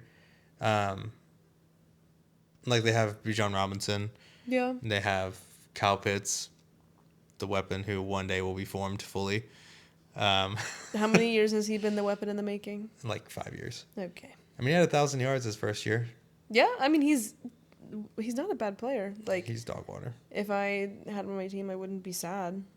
Yeah. But then I may be sad towards the end where I'm like, why are you not? Why are you not as advertised? Like you have the capability to be good, but like. Yeah. Okay. On. So we're going for the Buccaneers to go into Atlanta and win. Yeah. Okay. Yeah. So those are the 12 o'clock games. Moving on to Sunday at 3 o'clock. Dang, we're moving kind of slow. And it's okay. We're getting there. There's only like 5 more games left. Oh. So first game up is 49ers at Seahawks. San Francisco's favored by 1.5. Yeah. I'm just trying to think about who we got going for the Seahawks right now. I mean, Cooper Kupp, I guess, got... Cooper Kupp got a new haircut. He's very Seattle now. And he looks really weird in Seattle colors. I don't really like that shade of blue on him. Yeah. He and does with the green. He's sickly. Oh. Yeah. He looks like a goblin, a ghoul of sorts. I just want to know who, in the beginning, made the Seahawks colors what they are. Like, had to be a 5th grade boy. It just had to be. The neon highlighter. Yeah, or whatever. just wearing like the most like absurd clothing that you have that's like clean maybe in your drawer, and then just like putting it on and rolling with it. Yeah. Like. No, for sure. I've definitely had Nike Elites that color before, so. It's criminal, but that's whatever. It's not important. Yeah. Maybe it is though. Maybe that's what's holding them back. Yeah, I mean they won a Super Bowl once. Yeah, it's more than we have to say. Yeah. So. I just don't like it. I just don't love the Navy, but Yeah. Nagy's just so hard to pair with anything. Yeah. I refuse to believe in Sam Darnold. I don't think he's any good. Oh, heck no. Yeah. He is bored. Like, this whole Seattle team, like, Kenneth Walker is not exactly who we thought he was going to be at running back either. Like, he's good. Mm-hmm. But, I mean, like, he and Zach Charbonnet in that backfield are just kind of, like, muddling it up back there. Mm-hmm. Like, I don't have Kenneth Walker's stats in front of me, but I feel like he's not, like, you know, like, he hasn't been, like, a 1,200, 1,300, 1,400-yard rusher. I feel like, if anything, he's barely breaking 1,000 if he's getting there at all. Yeah. I don't know. This team is bordering on yucky for me. Yeah. In Seattle. Yeah. But I mean, like, I just have, it doesn't get me excited. Like, who's there. And then Sam Darnold, I can't do it. I've watched one season of him, like, faking his way through the whole season and being good. Yeah. Average, and then falling apart and turning back into a pumpkin at the end. Yeah. Can't do that again. I saw some clips that people were posting. Like, there's something going around now where it's like every once in a while, like, you'll see Sam Darnold flash that, like, top 4 overall pick. Like, there's the one play from, like, I think it's like his rookie year, which is like 7 years ago at this point, where he, like, spins out of the pocket, rolling to his left, and throws, like, on the run to his left, sidearm flick, like, 30 yards down the field to a receiver running to the right. And, like, it's the most ridiculous pass I've ever seen in my entire life. Mm-hmm. But still, that's one of, like, 4 clips in that highlight reel. So yeah, it's a little bit difficult to put any faith in him. You have to be consistent with that behavior. Yeah. And, I mean, on the Niners side of things, like, I don't know, when I was doing this earlier, I was pretty confident that they were going to get a lot better this year. And then people just kind of forgot about them because they dealt with so much injury last year. Yeah. Yeah, that's true. But, I mean, they have Christian McCaffrey back. I guess. Let's see if his allegedly European medicine or whatever, didn't he go stem cell therapy? Yeah, whatever he got is something that'll keep him healthy. I feel like with that he's kind of like bionic now, like he's AI generated, if you will. So he's not fully human anymore. Uh-huh. So we'll ask the league if that's allowed. If he's allowed to play. Yeah. But I'm sure you could pitch it to like some fundamentalist group. Like sure you could. He used stem cells to heal himself. He should be put in jail and sent to hell. Right. I think maybe we should try that. Like if you're a 49er, if you're a Seahawks fan or a Rams fan or something like that, you should try that. I know there's probably not a ton in San Francisco that you can pitch that to, but yeah. Try someone outside. Certainly Cardinals, if you want to. Yeah, I think you could make it work in Arizona. Yeah, I feel like that could happen. You could definitely get that going. But no, and then Ricky Pearsall. Mm-hmm. Gunshot survivor. Ugh, salute service. No, I actually like that guy a lot. And I feel like he has some good potential there in San Francisco. He's going to have to be good because Deebo Samuel's in Washington now. Yeah. And Brandon Ayuk is out for the first couple weeks of the season. Yeah. Probably most of the early part of the season. They do also get Trent Williams back, but he's also like 35 years old, but he is one of the best left tackles to ever play the game. So I think their run game is going to be ridiculous to start the season at least. Just depends on who's still left standing by the end. I don't know. That's true. Dang, well. Who do you want here? It's in Seattle. It's in Seattle? Famously one of the loudest places to play in the NFL. Really? Mm-hmm. Because the fan base or how its stadium's built? It's fan base. Mm. It used to be the loudest, like whenever the Legion of Boom was big in like 2012, 2015, stuff like that. I mean, I'm kind of excited for the Niners. I hate to be a bandwagon following the lines, but... So we're going 49ers, both of us again. Yeah, sorry guys. This is really not exciting for the listeners. We picked differently in the Steelers at Jets because I picked a tie and you picked the Jets. To be funny, that's not going to happen. Oh, it will happen. I promise you, it will happen. Spend money on that. I picked the Colts and you picked the Dolphins and the Dolphins-Colts game. Mm-hmm. And that's about it. Yeah, this is not exciting, guys. Sorry about that. It's okay. I mean, some of these games are like... I mean, we're probably going to get like half of these wrong. Yeah, I'm actually going to change my pick in the Falcons and Buccaneers game to the Falcons. Okay. At home. I think that they can get it done at home. Go for it. I think there's a lot of air in the Buccaneers sails right now. And I think they beat them twice, didn't they, at home, the Falcons? I think so. Or like they beat them twice last year. I know that they won in overtime. Mm-hmm. Yes. Yeah. But anyways, next game up is Titans at Broncos. Broncos. Okay. I mean, Cam Ward is new and everything, and I think he is going to be good for the Titans, but I like Bo Nix has already settled in to his team. Denver's already a pretty good team coming off of last year. So, I mean, Tennessee's a really bad team coming out of last year. Yeah, So, Cam Ward said they're mid or whatever. Their receiving core is mid. when your own quarterback is saying that you're mid, I don't know. I get it. That's his mentality, and I get that's how he like that. I don't know. That's just his game mentality, I suppose. Yeah. But like probably like some PR training, Cam. Don't say that. Maybe don't tell the rest of the league that your team is mid. Well, I mean, whenever. that's like they were asking like the GM and the president or whatever, like, do you guys think that this roster can compete for a Super Bowl? And they just kind of laughed at them. They were like, "What do you? No, You just honestly gotta not." you just gotta lie sometimes. To be like, yeah, we're really working with some good stuff. Kind of like put up a scary front to the other teams. You know, like yeah, we're kind of something to be messed with this year. Like we got some good stuff going on. Like you could probably trick me and say like, yeah, we have this new player, who's really like clicking with this and clicking with that. Like you could like kind of like pathway your way into making me believe that you could be good. Will it maybe all fall away after week 1? Sure, yeah. But at least you got me in preseason thinking that you could be something crazy. Yeah. Something to like be scared for, especially if you're in my division. Yeah. So, but will I be scared of the Tennessee Titans? No, I'm not there yet. Will I be scared of the Colts and Jags? Yeah. They kind of put me on edge whenever we play them. Yeah. Titans, really never that nervous. Of course, I'm a little nervous, but like I'm never really like they could do some damage. Yeah. I in my experience, like at least in like the what's it called? The Mike Vrabel days, like they were always finding ways to like muck things up and just make it a really crappy game that they somehow managed to pull out in the end. But I think like going to Mile High as a rookie is like a death sentence. I don't think it's Really? It's that bad? like I think it's a really hard place to play for your first game, especially against that Broncos defense. I think the glazing is a little bit out of control on the Broncos. I agree too. Everyone's like Bo Nix is one of the top, and then their defense is like top 3. I'm like, I disagree. That is so crazy. Like Surtain is good, and I don't really remember any other people on the Broncos defense right now. Yeah, they have a lot of like Alex Bonito and stuff like that, like a lot of good Yeah. edge rushers and stuff like that. Like I think like which was a really like contrived way to like split up the stats, but I saw something where it was like the top 10 or like top 5 pass rusher duos in sacks, and it was like 2 players on the Broncos, then Will Anderson and what's it called? On our team? Yeah. Danielle Hunter? Yeah, and Danielle Hunter, and then like Nick Bonito and another player on the Broncos, and then that's crazy. Nick Bonito and another player on the Broncos. It's like, okay, so you're kind of saying that this one guy has a lot of sacks, and then like the rest of the Broncos line has like a couple of sacks, but like you can't just claim that like, okay, yeah, this team is stacked because look at all these pass rushing duos on the Broncos, but it's just one player in all of them. Right.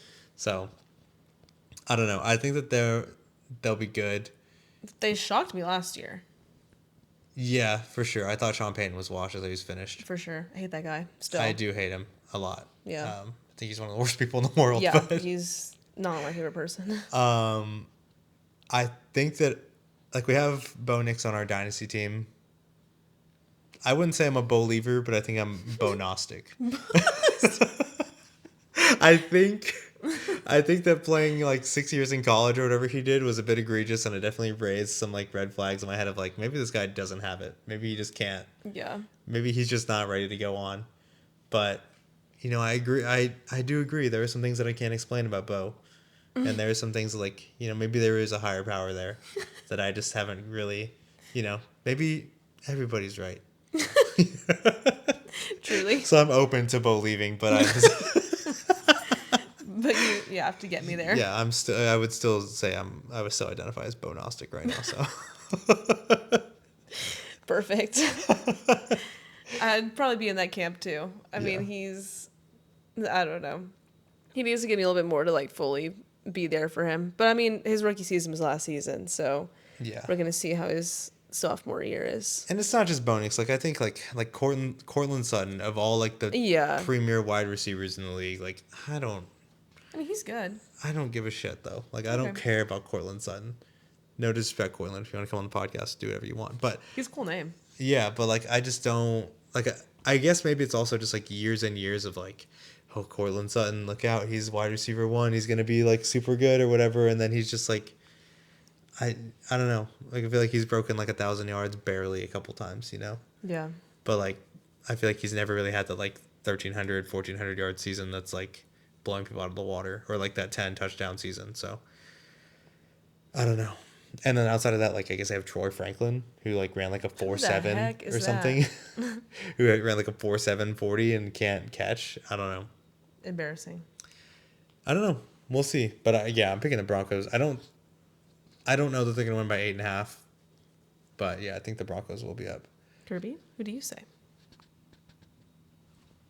She just really loves the fuzz on this. Mm-hmm. She loves to eat fuzz and she says I'm her own hair. polytheistic. I'm polytheistic. I believe in multiple things at once. She says. Okay, moving on. Your favorite game that you want to talk about? Texans at Rams. Let's go. LA is favored by 3.5 points. Oh, are you serious? Yes. The Rams? Mm-hmm. That's diabolical work. I'll probably eat my words, but that is diabolical work. Reminder that they were like a pass away from beating the eventual Super Bowl champion Eagles in the snow in Philadelphia. Yeah. I know. Whatever. Okay, fine. I'll believe the line for right now. I'll believe the line. So we're underdogs. Uh-huh. And that's not the first time we've been underdogs before. That's true. We can come back. Yeah. So I don't know. I'm just excited in general because I have had I've been following this preseason a little too closely. I've had times where I text Aaron and I'm like, oh my gosh, I saw this news report and they said that this player is really letting down let down his expectations or whatever. And Aaron's texting me back being like, it's preseason, nothing matters. Yeah. They're all gonna be garbage. And I'm just like, okay. I'm sweating. I'm walking into work and I'm watching John Mechie have go crazy against Derek Stingley. And I'm like, oh, he gets traded away. And then oh, CJ Stroud's not even that good. Oh, he's been a letdown. I'm just I'm sweating going into work. Yeah. There's too much news, not enough actually happening. Yeah. It's a lot to keep track of and a lot to stress yourself out over. A lot of potential. And I thought CJ Gardner was gonna be out. Mm-hmm. Gosh, that was scary when we thought his ACL was torn. I was like, we just got him. Yeah. We just got him. Which that was something we didn't talk about during the Eagles Cowboys recap, but the Eagles are in trouble in the secondary. I mean, truly, you could tell they're missing a lot of their players. Yeah. They were talking about how many people are gone and whatever, and I'm like, dang, why'd they do that? Yeah, they're in trouble. They might be a little bit in trouble for that, but hey, that bodes well for CJ Gardner-Johnson, who looks like he's going to play this Sunday after, like you said, maybe being out the whole season is what we originally thought. They said they had to bring out a cart for him, which maybe it was just to be super, super extra safe. Like a Justin Fields turf toe situation. You just didn't feel like walking back. Yeah. I mean, yeah. My main things I'm just stressed. So, but my main things are we need to see that Ariante is actually what he's been promised to be, and that he's going to be our saving grace on offense. Yes. Because if he's not, then we are in for a terrible season again. Or not terrible, but we're in just for another average season again. Yeah. And we can't keep on wasting this opportunity that we have where we're not paying CJ or Will full salaries. And we're loaded on defense. Yeah. And but we gotta get something going on offense because CJ is not bad. He had a bit of a slump last year, but oh my gosh, if I have to look Laramie Tunsil in the eye again and watch another false start penalty call, I'm gonna pull my hair out because oh my gosh, I was about to lose my mind whenever we played the Vikings for preseason and we had a false start. Oh my gosh, I can't even talk. I'm so frustrated.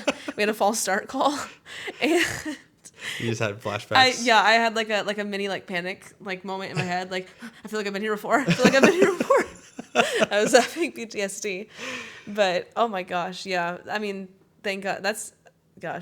Washington's got another thing coming for them.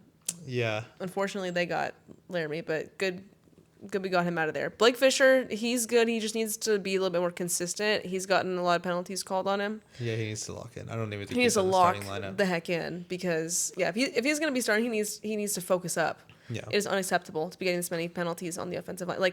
So many opportunities last season where we did have scoring plays that got called back because of stupid penalties that professionals should not have gotten called on them. And it's like, we're not helping ourselves out, guys. Yeah. Like, we're literally hurting ourselves. We have the potential to be good, but we're just, like, kicking ourselves in the foot. Yeah. So, I don't know. And then Joe Mixon's dead, I guess. I don't know. He's just gone. But, Yeah, do you think he's going to play this year?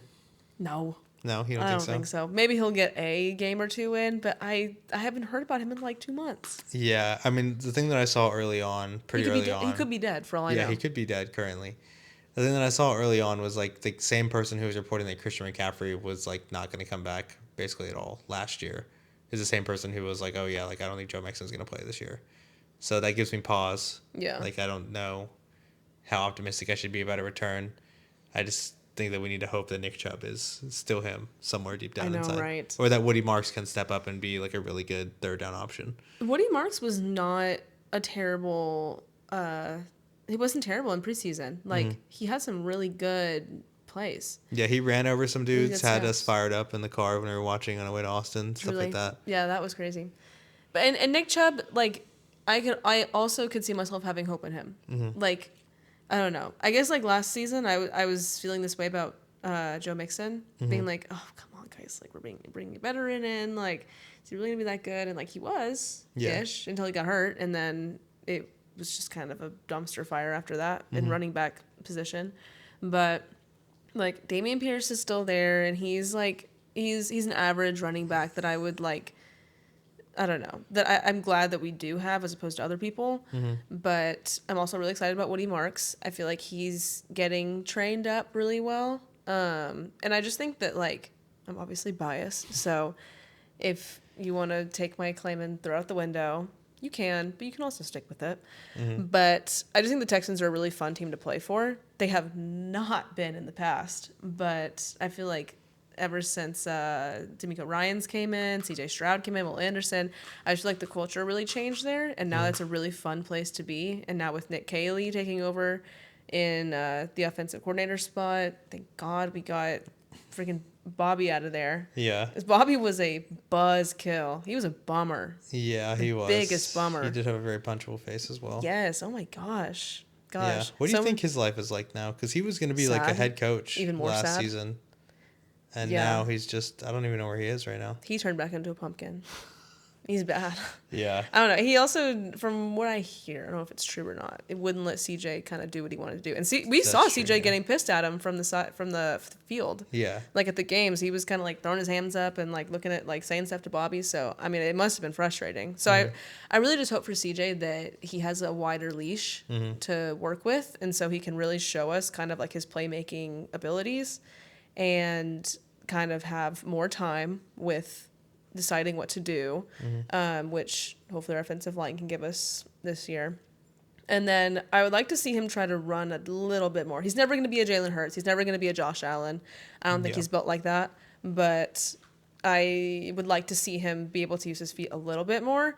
Or if he is in the process of getting tackled or potentially whatever, like being able to do like a little spin move out of it and whatever, just like not giving up right away. Yeah, rather than like doing Just the crumbling. baby curl that he does, where he just kind of like fetal positions on the field. Which I mean, like whatever, like above all else, protect yourself because we need you out there. So if it's like crumbling or hurting yourself, I'll take baby crumble any day. But like I would like to see a little bit more motion from that defense. Y'all always got me hype. Y'all were my favorite part of last season, and like Stingley, that's my guy. He's finally like he's getting the recognition and the praise that he's deserved for a long time. That guy is good. That guy is so good. Kalen Bullock, amazing. Kamari Lassiter, amazing. Those guys are like a trio. Love them. They're incredible. Yeah. Love Will. Love Daniil. Aziz, love that guy. Love the leadership that he brings to the team. Jalen And then he's got a Petrie. little bit of edge to him. And he's got a little bit of edge to him. And then he killed Trevor Lawrence. And you know what? I'm not sad about it. Because that's his freaking job. He obviously didn't want to kill him. Or he would be dead. Or he would be dead. And you know that because of what you saw. So, yeah, he saved his life, actually. Let the record stand. No, don't get me going on that. That'll make me pissed. But no, I like his leadership. I like what he brings. Love Henry To'oTo'o. I think he's really good in the linebacker position. And I feel like I'm forgetting more people. I don't know. Those are my guys. Yeah. I don't know. And then we got a few new people, which I'm excited to see what they bring. Because again, like D'Amico Ryans is so good at setting the culture and like getting people fired up about this. And he's a defensive minded head coach, so he like the defense is his baby. Yeah. So I don't know. It's just really fun. It's really fun. Like I have confidence in my defense that like if the offense kind of sucks that day, the defense can and has won us games. Yeah. So. Yeah, definitely bailed us out more often than so not. many times. So, yeah. Sorry, kind of stepped on a soapbox for that one. No, it's okay. That's good. That's good. I think the only thing about this game I'm sad about is that we have to play the Rams so early in the season. I know. Because, like, I mean, I think, like, their defense is good. Like, Braden Fisk and Jared Verse. Like, Jared Verse was a defensive rookie of the year last year. Yeah, that's going to be a rough one. I think they're always going to be good. Like, I don't think that they're going anywhere anytime soon. But I don't think that Matthew Stafford is going to last the full season. Really? Like, I think once you go on the magic table for healing powers. Oh, shoot. And then you get your earlobes reattached via cloning. Like, I think that you're... What? Have you not heard any of the Matthew Stafford stuff? Cloning? Like the lamb? So, Matthew Stafford has been Joe Mixon mode for, like, most of this offseason. He's been MIA. Nobody knows where he is. Then he's, like... Nobody's heard about his status for practice at all. Word is that he has hooked up a trailer outside of the Rams training camp with like a generator and everything, and inside of it is a table that is like supposed to like heal your body through vibrations or some shit like that. What? And it's because his back is messed up because he's 150 years old, and he like it kept him out for a couple games last year, but now he's like struggling to get back into shape for the first game. And he wasn't practicing at all, and the last news that we had heard was that he was just using this like healing table to try as a last ditch effort to get himself right. That's crazy. I thought you were using like a figure of speech or something, like the magic, some thing that all players go through, the magic table. No, this is literally a magic table. Yeah. The magic table. And then after all that situation happened, he ended up back at practice, but people were taking photos of him at practice, and I don't know which way it was, but basically like he had attached earlobes, and they went back and they found pictures of him in Detroit from his like earlier seasons in the league, and he did not have attached earlobes. He had separate earlobes. Wait, I think I have seen pictures of his ears. And so they were like, they cloned Matthew Stafford and made a new Matthew Stafford, but then they messed up his ears. So, isn't that like it's a genetic? It's like the hitchhiker thumb, right? Like you can't like eventually get hitchhiker thumb. You're either born with one or you're not. Like same thing with the earlobes, right? Like you're either born with attached or attached earlobes. Yeah, I'm pretty sure that's how it is. Unless he just really wanted it's detached now. I don't know which way it went. Oh, maybe he just really wanted it one way or another. It's really not important. New year, the difference is they're different. That is so weird. I actually don't know how different they are. I haven't inspected these pictures yet, but that's just a conspiracy theory online. That's so silly. So now we have to fight 2 Matthew Staffords. Crap. Before his DNA begins to break down from the cloning process, which I think is bullshit. I guess the main thing that gives me like pause with this game is like our new offense is so fresh, and it was already really fragile last year. So against like Jared Verse and like a pretty decent defense, like it's gonna really kind of be a climb and away. Yeah, it's gonna be, if we win, it's gonna be a well deserved win, I believe, or a hard fought win. The Rams don't have any fans, so it won't really be an away game. Yeah. So who you picking? Are you picking us? You have to pick us. I have to pick us. Did you pick us? Person. No, I picked the Rams. Are you serious? I picked the Rams because God hates us. But anyways, let's continue. You're getting mad at me for when I picked the Rams? No, I need to have confidence in my team. You didn't just go on a rant for 5 minutes about how good the Texans are and then pick the Rams. Okay, fine. Last game before Sunday Night Football, Lions at Packers. Wait, sorry, I didn't even talk about our receivers. Okay, go ahead. Sorry, that was a big... Gosh, sorry guys. I'm literally... I look like such a... I don't even know the word for it. I don't know what you're talking about. A great fan is what I look like. Uh-huh. Yeah, I don't know. No, our offense was a disaster, dumpster fire, hell last year. Mm-hmm. But like half of that was our wide receiver room. And Nico went out with a hamstring injury for a majority of the season after we beat the Bills. Mm-hmm. And then what's his name? I forgot his name. Stephon Diggs Yeah. went out with his ACL tear, and then gosh, who else got hurt? I forgot. Someone else got Tank hurt. Dell. Tank. Mega died. And I just still dead. I just got that out of my head because that was just that ruined my month. Yeah. That was, oh my gosh, it was like a funeral in Yeah. your parents' house. Yeah, I mean, we were like tearing up because it was horrific. We were crying. Yeah. And you know what? Not unfortunately, we love Tank. Yeah. I hope the best for him. I hope he does come back. Mm-hmm. But yeah, just a disaster for our wide receiver room. I'm sad about Mechie going. I really had hoped that he could step up and do good things. I'm excited for him in Philly. I really want to see him do well, just because I believe in him. And being a cancer nurse, being a pediatric cancer nurse, I want that for him, because I want him to be able to like go through this incredibly hard thing and be able to come out, a winner in every aspect of his life, or successful in every other part of his life, for having gone through something that no one should have to go through. And he's also just a sweet guy. Yeah. But I'm glad that Xavier's still with us. He's really good. I feel like he's always kind of been just slightly better than Mechie, which kind of sucks, but for him. He's delivered in the moments where he's been asked to, and that's the only. And Mechie has had plenty of time to. Dahlia is touching the camera. Hopefully, she didn't stop the recording. But yeah, Mechie's had plenty of chances, plenty of drops and crucial moments where I feel like if he was going to be the guy, he would have made those plays. Yeah, I mean, there's just too many missed opportunities when, when it comes down to it, when the pressure's on. Kind of like CD tonight. I don't know. Yeah. It's just like when... Except for without the 7 catches for 100 yards before that. Yeah. Except for that, yeah. But it's just like whenever it comes down to it, you have to be able to deliver, if you want to have a spot on the team, or a steady spot on the team, Yeah. But I'm excited for Xavier. I guess I'm excited to see what Braxton Berrios does. I don't know. About that. I don't know he's mainly just gonna be a punt returner, right? Yeah. Yeah, I don't know. So we'll see what happens there. Of course, I'm excited about Nico. Nico's my guy. I was a Nico stan from the beginning, and you even told me to hold off on buying a jersey because you didn't know what was gonna happen. I was like, no, Nico's gonna be good. He's gonna be really good. I want to buy a jersey. So just let the record stand. I've been a Nico stan for a long time. I know ball talent when I see talent. But yeah, and then. Why am I blanking so Jaden Higgins and Jalen Noel. Oh, how could I forget our rookies? I'm so excited for Jaden Higgins. Yeah. I really think that he'll be good, especially training under Nico, especially training against all of our corners and secondary.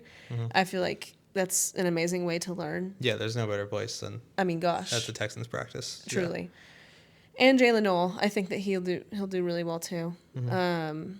So, and then Jalen Smith on defense. Yeah. I hope that again, we have all this talent to learn from. Yeah, I don't know how you can be good playing into D'Amico Ryan's defense, but... Yeah. Miles Bryant manages it, but... Yeah. He's also 5'6", so it's not his fault entirely. Our defensive coordinator? No, he doesn't look 5'6". DB who wears 30. Oh, yeah. And also D'Angelo Ross, but he's decent on special teams, so he gets a pass. Yes, D'Angelo I just can't stand watching him out there on defense. Yeah, is that the guy who everyone was getting pissed at because they thought that he punched Frank Ross? I missed that story. Sorry about that. So you're up on that one. Thank you. Okay, anyways, I promise I'm done talking about the Texans we got to right move now. on now because we're running out of time here. Okay, promise I'm done talking about the Texans. All right, last game of the afternoon slate. Lions at Packers, Green Bay by 1.5. I think the Packers glazing is also a little bit insane. It is a little insane. I've heard a lot of people pick them for the Super Bowl. I'm excited to see Marco Parsons play. I really want to see him get after Jared Goff because I don't believe in that offensive line anymore. Penei Sewell's still there. And I think who's their other tackle? Taylor Decker or something like that. But I think their center just retired a couple months ago. Dang. And they have 2 other new players on their offensive line, I think. So shoot, it's going to be a bit of a mix up there. I think that was what a lot of their offensive power was predicated on, was having an unstoppable offensive line. Right. And I think as long as Penei Sewell's there, they'll be fine. But I don't know. JT pissed me off. I'm ready to see the Lions' downfall. I was gonna say I'm ready to pick the Packers on this one. Picking Packers as well. I do have Jordan Love on my fantasy team, so I'm a little biased. But I also want to see how Matthew Golden is gonna do. because everyone was talking about him for the Texans to pick Yeah, up. I was and then sad when they didn't get to trade up for him. But honestly, I'm okay with it. Yeah. I was sad in the moment, but I think I'm okay with it. I will be sad if he's really good, but Yeah. I mean, I'm interested to see how he does. And then, yes, of course, I'm excited to see Micah Parsons do really well in anywhere that's not Dallas. So, Yeah. and yeah, Jared Goof needs to be sat down. Yeah, I think he's I'm mad. Sam I'm mad Darnold from premium. last year. I think like there was a lot of talk about the NFC North last year being like a ridiculously talented division because they were like all like above like 13 wins or whatever, 14 wins or whatever. But they did also get to play at the NFC and AFC South, I think. So, and they're not going to get to do that this year. And I think they went like a combined like, what was it like I don't know, like I think the only teams that ended up losing were the Bears. Like it was like a combined like 14-2 against the AFC South, and then like something similar against the NFC South. They're not going to get to do that this year. They're going to have to play tougher competition. So I think the entire NFC North is going to be a little bit worse in comparison. Yeah. I think the Packers are going to need Matthew Golden, like you said, to be a star. Yeah. The one thing they don't need is a fifth wide receiver, 2.5. Like they have enough of identical guys out there. Yeah, I also picked the Packers, and I think like the line is probably pretty fair for now, like based on what we think about these teams. Right.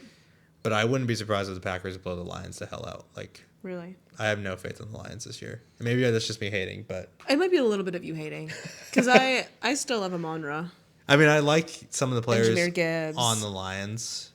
I just refuse to believe. Like, I think if the Lions win the AFC, they would be horrible. And like, yeah, like they beat the crap out of the AFC South, but like the fact that like Jared Goff is like vying for like second best quarterback in the entire conference is ridiculous to me. He would probably be like the 10th best quarterback in the AFC. Yeah.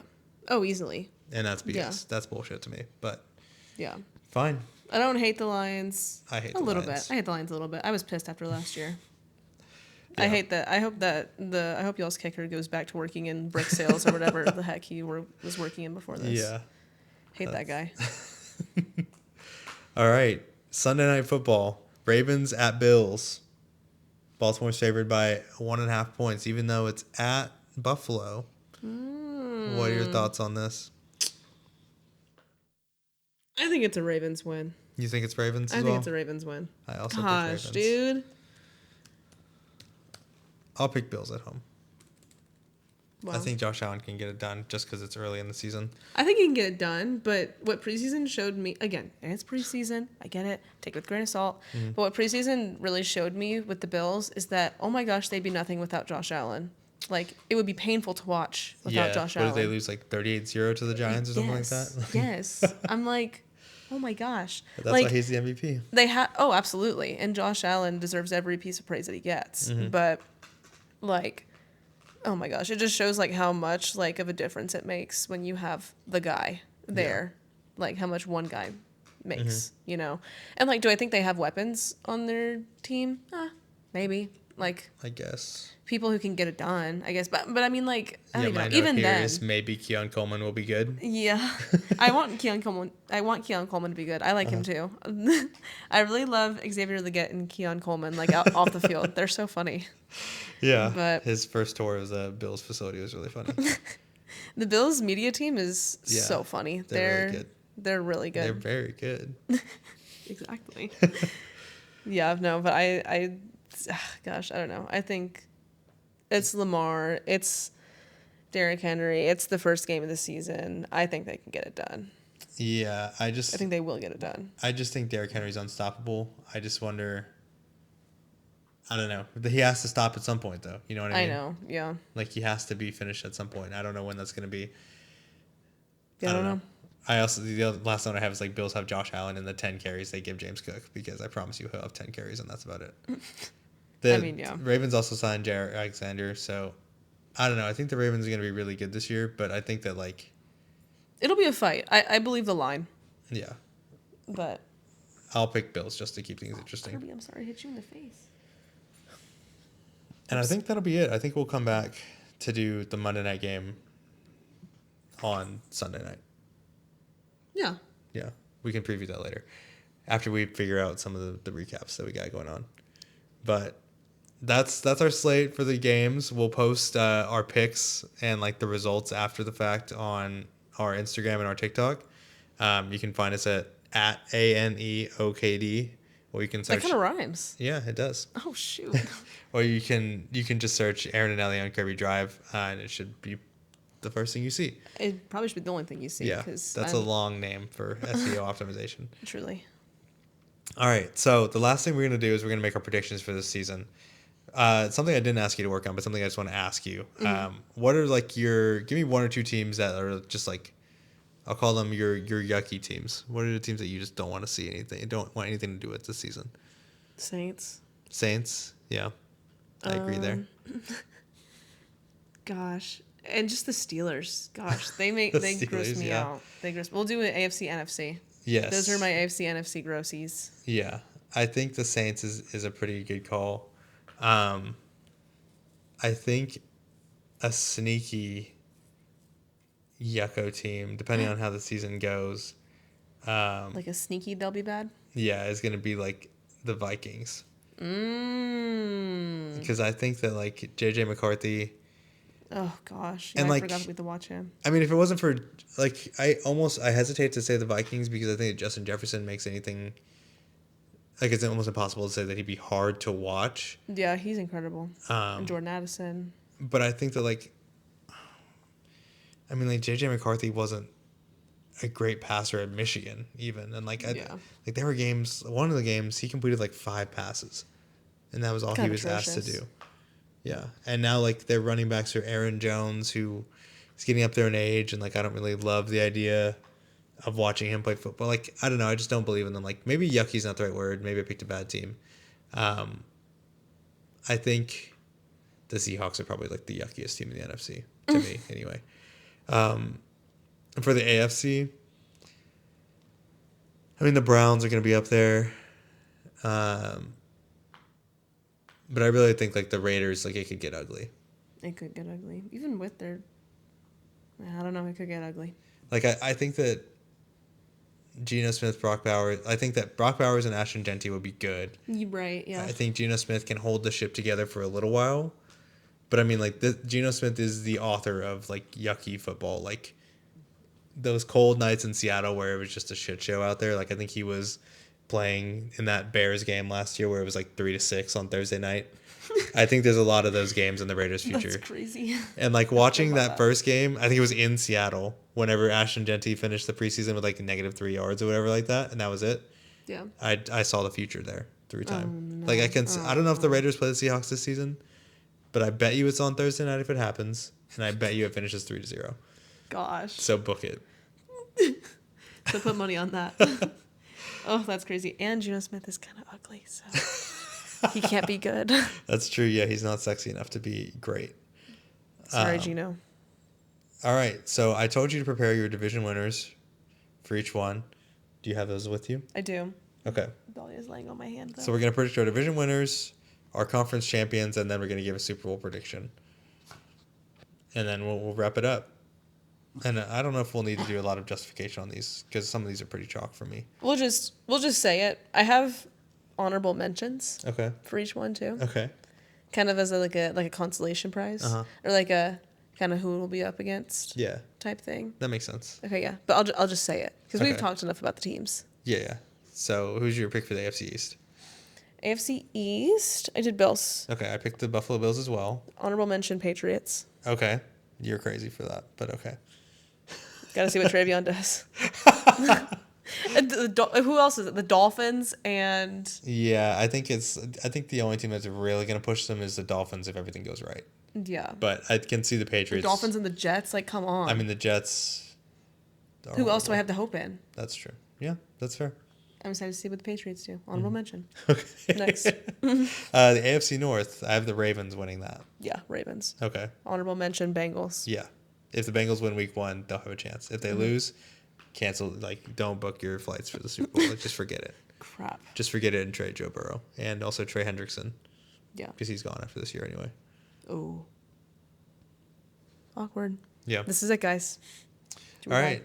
AFC West. Chiefs. I picked the Chiefs as well. Who do you have challenging? Broncos. Okay, no Chargers. Interesting. Yeah. I mean, I don't believe in the Chargers at all, but I just really don't like, what's his face? Harbaugh. Yes. Yeah. Yeah. I don't like Jim Harbaugh. But The I don't dirty know. bubble's gonna get his ass again. I think the dirty bubble He's too has some susceptible. unfinished business. Yeah, he's too susceptible to dirty bubble, so I can't trust him. He's too stinky. The dirty bubble loves to pick him up. No, I just think the Broncos will. I mean, honestly, if the Raiders aren't going to be as your Raven visions have told you, I think the division is going to be really exciting this year. I mean, I think the Raiders are going to stink it up no matter what. But I mean, like even when to stink it up, even when Aiden O'Connell, Congresswoman AOC, was playing against the Chiefs, like they still managed to beat them once or twice. You know. Yeah. So.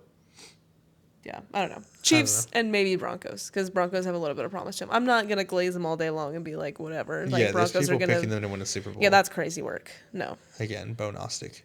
The AFC South. Come on, is it a question? Jags, just kidding. I am very afraid, but I also picked the Texans. But I sneaky want to put the Colts here. I don't know. Are you serious? I'm never gonna not be afraid of the Colts. I mean, yeah. I don't know. We've been burned too many times with the Colts. And I think that the Brian Thomas is really good, and if Travis Hunter is any kind of decent, it's gonna be more of a fight this year. Yeah. I will say it's gonna be more of a scary on your toes week to week thing. Whereas last year we were like, well, at least we'll win the division. Yeah, and that'll be our playoff spot. I think that a lot of the teams in the AFC South got better, and I don't know that the Texans did enough to get better. Than we were. I think that they did a lot of staying about the same on defense. I think they like CJ Gardner-Johnson is an upgrade over Jimmy Ward, especially because he's like truly on meth or something like that. Especially because he's allegedly a better person. I think so. Maybe. We'll see. Jury's still out. He's kind of an asshole, but not someone who does meth and kills people or something like that. Whatever. Like kills children or menaces whatever. Children. Yeah. No. He didn't do any of that. Allegedly, we don't know. Hands in the air. Yeah. Whatever. But no, I did honorable mention Jags. Yeah, I'm more afraid of the Jaguars realistically than I am of the Colts, but I just know I'd be so Colts bullshit to win the division with Daniel Jones and then lose them by a million in the wild card. Yeah, that would happen. Because, I mean, they did it with Gardner Minshew, so what the heck. I do have a question for you, though. If we don't win the division, do you think we'll still make it to the playoffs? No. Really? No, I think the winner of the AFC South will have 9 wins, 10 wins at most. Really? Yeah. Crazy. Okay. Good talk. No, we have to win the division to get in. If we want to do anything in the playoffs, we have to finish to where we're hosting a second playoff game. Yeah. We can't go away for we can't do that again. We've never hosted. I don't think we've ever hosted a game in the divisional round, but we have to do that if we want to win. We have to make it past the second round. Yeah. Anyways. Okay, on to the NFC East. Who'd you pick? I picked Eagles. I picked the Eagles, but I had the Cowboys penciled in here until the end of that game. I have Giants. Honorable mention. I think that depends on... I'm going to be a Giants believer. I think it depends on how long Russell Wilson plays football. Because I think Jackson Dart is really good. Yeah. But I also think that Brian Dable is doing the same thing that Kevin Stefanski is doing and hedging his bets. Right. And saying, well, I'll just blame it all on I'll Russ. be the hero. Yeah. And I'll put Jackson Dart. I'll be the guy who put Jackson Dart in, even though I was also the guy who put Russell Wilson in there for a couple games. I'll do honorable mention Jackson Dart's Giants. Yeah, not Russell Wilson's Giants. Yeah. That's fair. Shout out Blake. You need to get your team together. So I'm hedging my bets on y'all. For the NFC North. I put Lions. Okay. Honorable mention Bears. I put the Packers. Ooh. I think the Lions are done, but again, that's probably just me hating. It's slightly you hating. I think they're done. I think any team with Jared Goff at the forefront is doomed to fail. I mean, yeah, it can't last. It cannot last. And Jared Goff is a good guy, but I don't believe you. Every time I see Jared Goff run out there, I don't believe him. Yeah. He's a nice guy. Just I hate him on the field. Yeah. But nothing will beat the Jared Goff chants. Yeah, when he threw NRG. 5 interceptions, and we were all chanting Jared Goff. Oh, that was incredible. Yeah. That was incredible. But no, I think... I also think that... Can I say something about the Jared Goff chants? Go ahead. I think that that's hilarious, that that's your thing. Because, like, maybe I'm misunderstanding, but I'm, like, 99% sure that's... Like, you do that because it's funny because Jared Goff is supposed to be bad. Like, I'm pretty sure you chant Jared Goff because it's a bit. Because, like, oh, he's actually doing good even though he's supposed to suck ass. Oh, I don't know that. I'm, like, 99% sure that's what it is. Like when Detroit fans do Yeah. it? Oh. Like, I'm pretty certain Detroit it's, fans like, sound off. Jared Goff isn't it hilarious how good Jared Goff is. That's at least the vibe that I took away from it. Unless you're actually being serious, Detroit, then please let me know. But then I would like to refer you to, like, the nearest therapist or psychiatrist. I mean, truly. Anyways. You can't realistically think that he's going to be the future. I mean, yeah, he can't be the future. He can't He's like 30 years old. Yeah. So you better get it done this season or it's... I mean, it's over already. It's already halfway over, but... Real talk, like, Dan Campbell, I mean, he kept it real with everybody whenever they lost that game that they blew against San Francisco 2 years ago. Mm-hmm. Where he's like, you don't just get back here. Yeah. Like, it's hard. It's true. It is hard. It's almost impossible. You like kick and scratch and fight your way. Yeah, especially when you've been right there. And you can't blow opportunities like that. Mm-mm. Kind of sucks. Yeah. I don't know. It was between the Bears and the Packers for me. No, sorry. The Bears and the Lions. Oh, my gosh. You're betting on a Caleb Renaissance. Yeah. I don't know. I just feel like that kid has more in him. And I really hope so. I want him to do well. Mm-hmm. I really do. And I feel like with new offensive, like, weapons they've brought on, then maybe something will be different. Mm-hmm. Did they get better on defense? I can't remember if they got better on defense. Like, did they bring anyone on or what? For the Bears? Yeah. I mean, they re-signed, what's his name? Jalen Johnson, is that his name? Beats me. I don't know. But I think he's hurt right now anyway. Number 1, the cornerback. Well, I still want to see more out of him. I feel like... They did bring in new, like, I think they signed a couple linemen on offense, and then they drafted Luther Burden in the second round. Oh, that's right. They got rid of Keenan Allen, but then they... what's his name? Colston? Oh, yeah, they Colston drafted Loveland? Colston Loveland. That was a head scratcher for me. I thought Tyler Warren was a better player, but, I mean, they must have saw something they liked. I don't know. I'm excited to see what they do. I don't know. I really want Caleb Williams to do well. Yeah. So it doesn't really matter because they're in the NFC. Yeah. So. Yeah. All right. NFC West. I did Rams. Okay. Honorable mention, 49ers. I picked the Cardinals, but I went back and forth for a long time about the Cardinals or 49ers. I think that if the Cardinals are ever going to do it, this is the time. Okay. Like I said earlier, I don't think that Matthew Stafford is going to play the whole season. But if he does, I think the Rams will win it. Yeah. In the eventuality that the gum and spit that's holding his back together and the magic table fails, I think that they're going to collapse because they've got rid of Cooper Kupp. Puka Nacua is out there.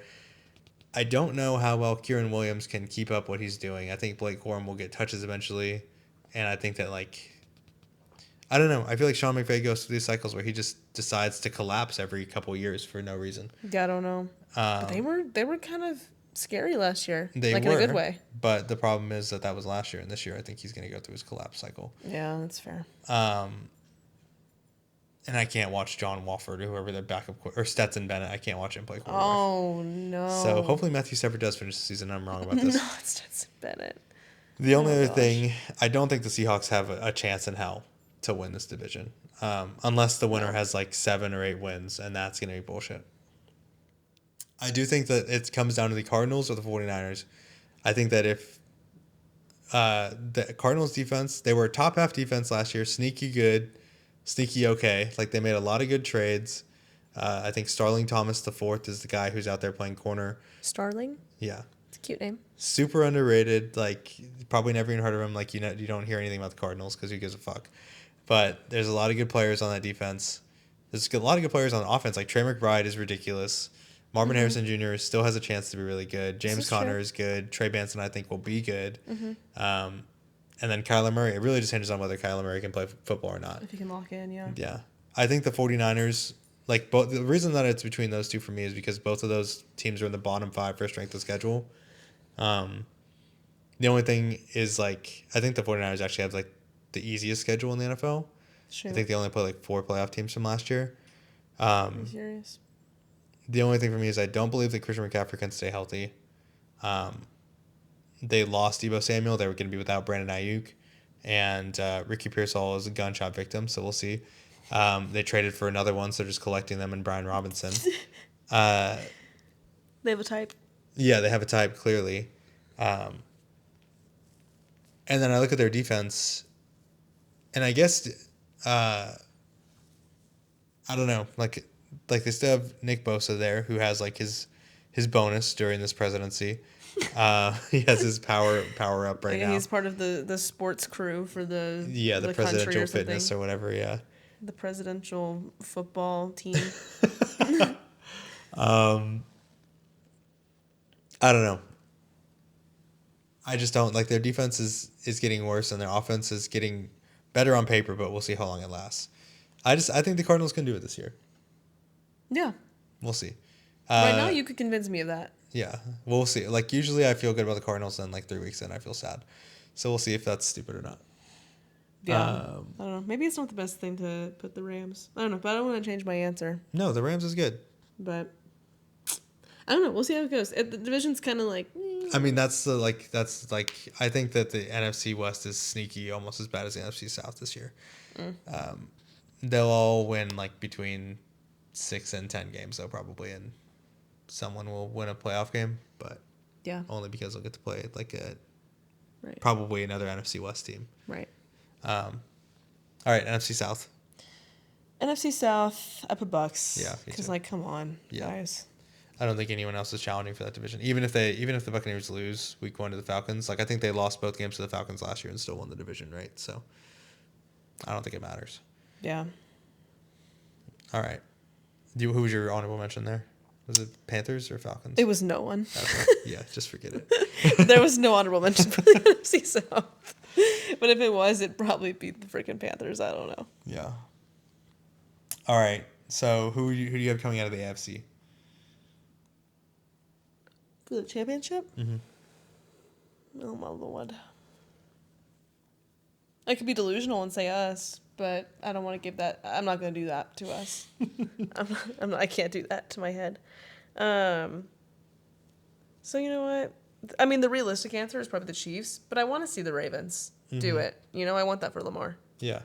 So I'm going to say Ravens. Okay, I've also picked the Ravens. Are you serious, dude? Yes. Why do we both have to believe in Lamar? Why do we want good things for him?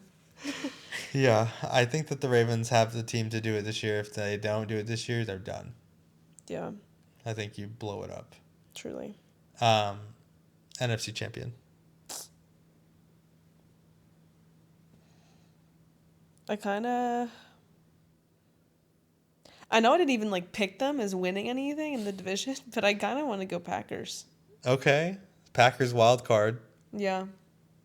Interesting. Let's shake it up a little bit. Yeah. 'Cause I don't really know who else I'd pick. Yeah, I mean, that's the thing about the NFC is it's a shit show. And the Eagles are really good, but today they look mortal for sure. Yeah. And their defense is in trouble. Jalen Carter wasn't out there because of the aforementioned SpitGate, but their defense looked bad. But dude, yeah. Yeah, it wasn't until God brought the rain that they were like, all right, let's everybody settle down. It was their kryptonite. Yeah. Yeah, I don't know. So I don't know. I picked the Buccaneers. It's a good pick. But I think if that's the matchup in the Super Bowl, I think the Ravens will win. Oh, truly, yeah. I think that's one they could pull off. Mm-hmm.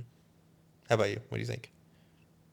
I mean, of course, I'm picking the AFC team, even though an NFC team won this year. But yeah. I don't know. I mean, yeah, it was the Eagles, so.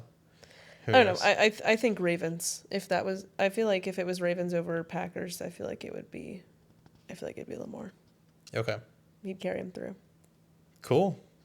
All right. Well, I think we're just about at 2 hours, so super excited for the game tomorrow, and then for the games on Sunday. Oh, football is so back. Yeah, it's been great to just get to watch. We're so back. It's been 2 years, but we're back. We're so back. And honestly, I think this was our best episode ever. Honestly, we got a good thing flowing here. I think, are you motivated to make actual notes next time on the games? I did make notes this time. On the one game? On the one game. Yeah. You want to see my notes? Here's my notes. Yeah. Yeah, but this was good. Yeah, we've been Aaron and Ellie on Kirby Drive. And Kirby and Dahlia. Dahlia's in the driver's seat right now. Yes. But Sorry, Kirby's- Dahlia is one of our cats. Yeah. Kirby's laying at our feet. The set is temporary. I don't know. Maybe we'll figure something else out. Maybe we won't.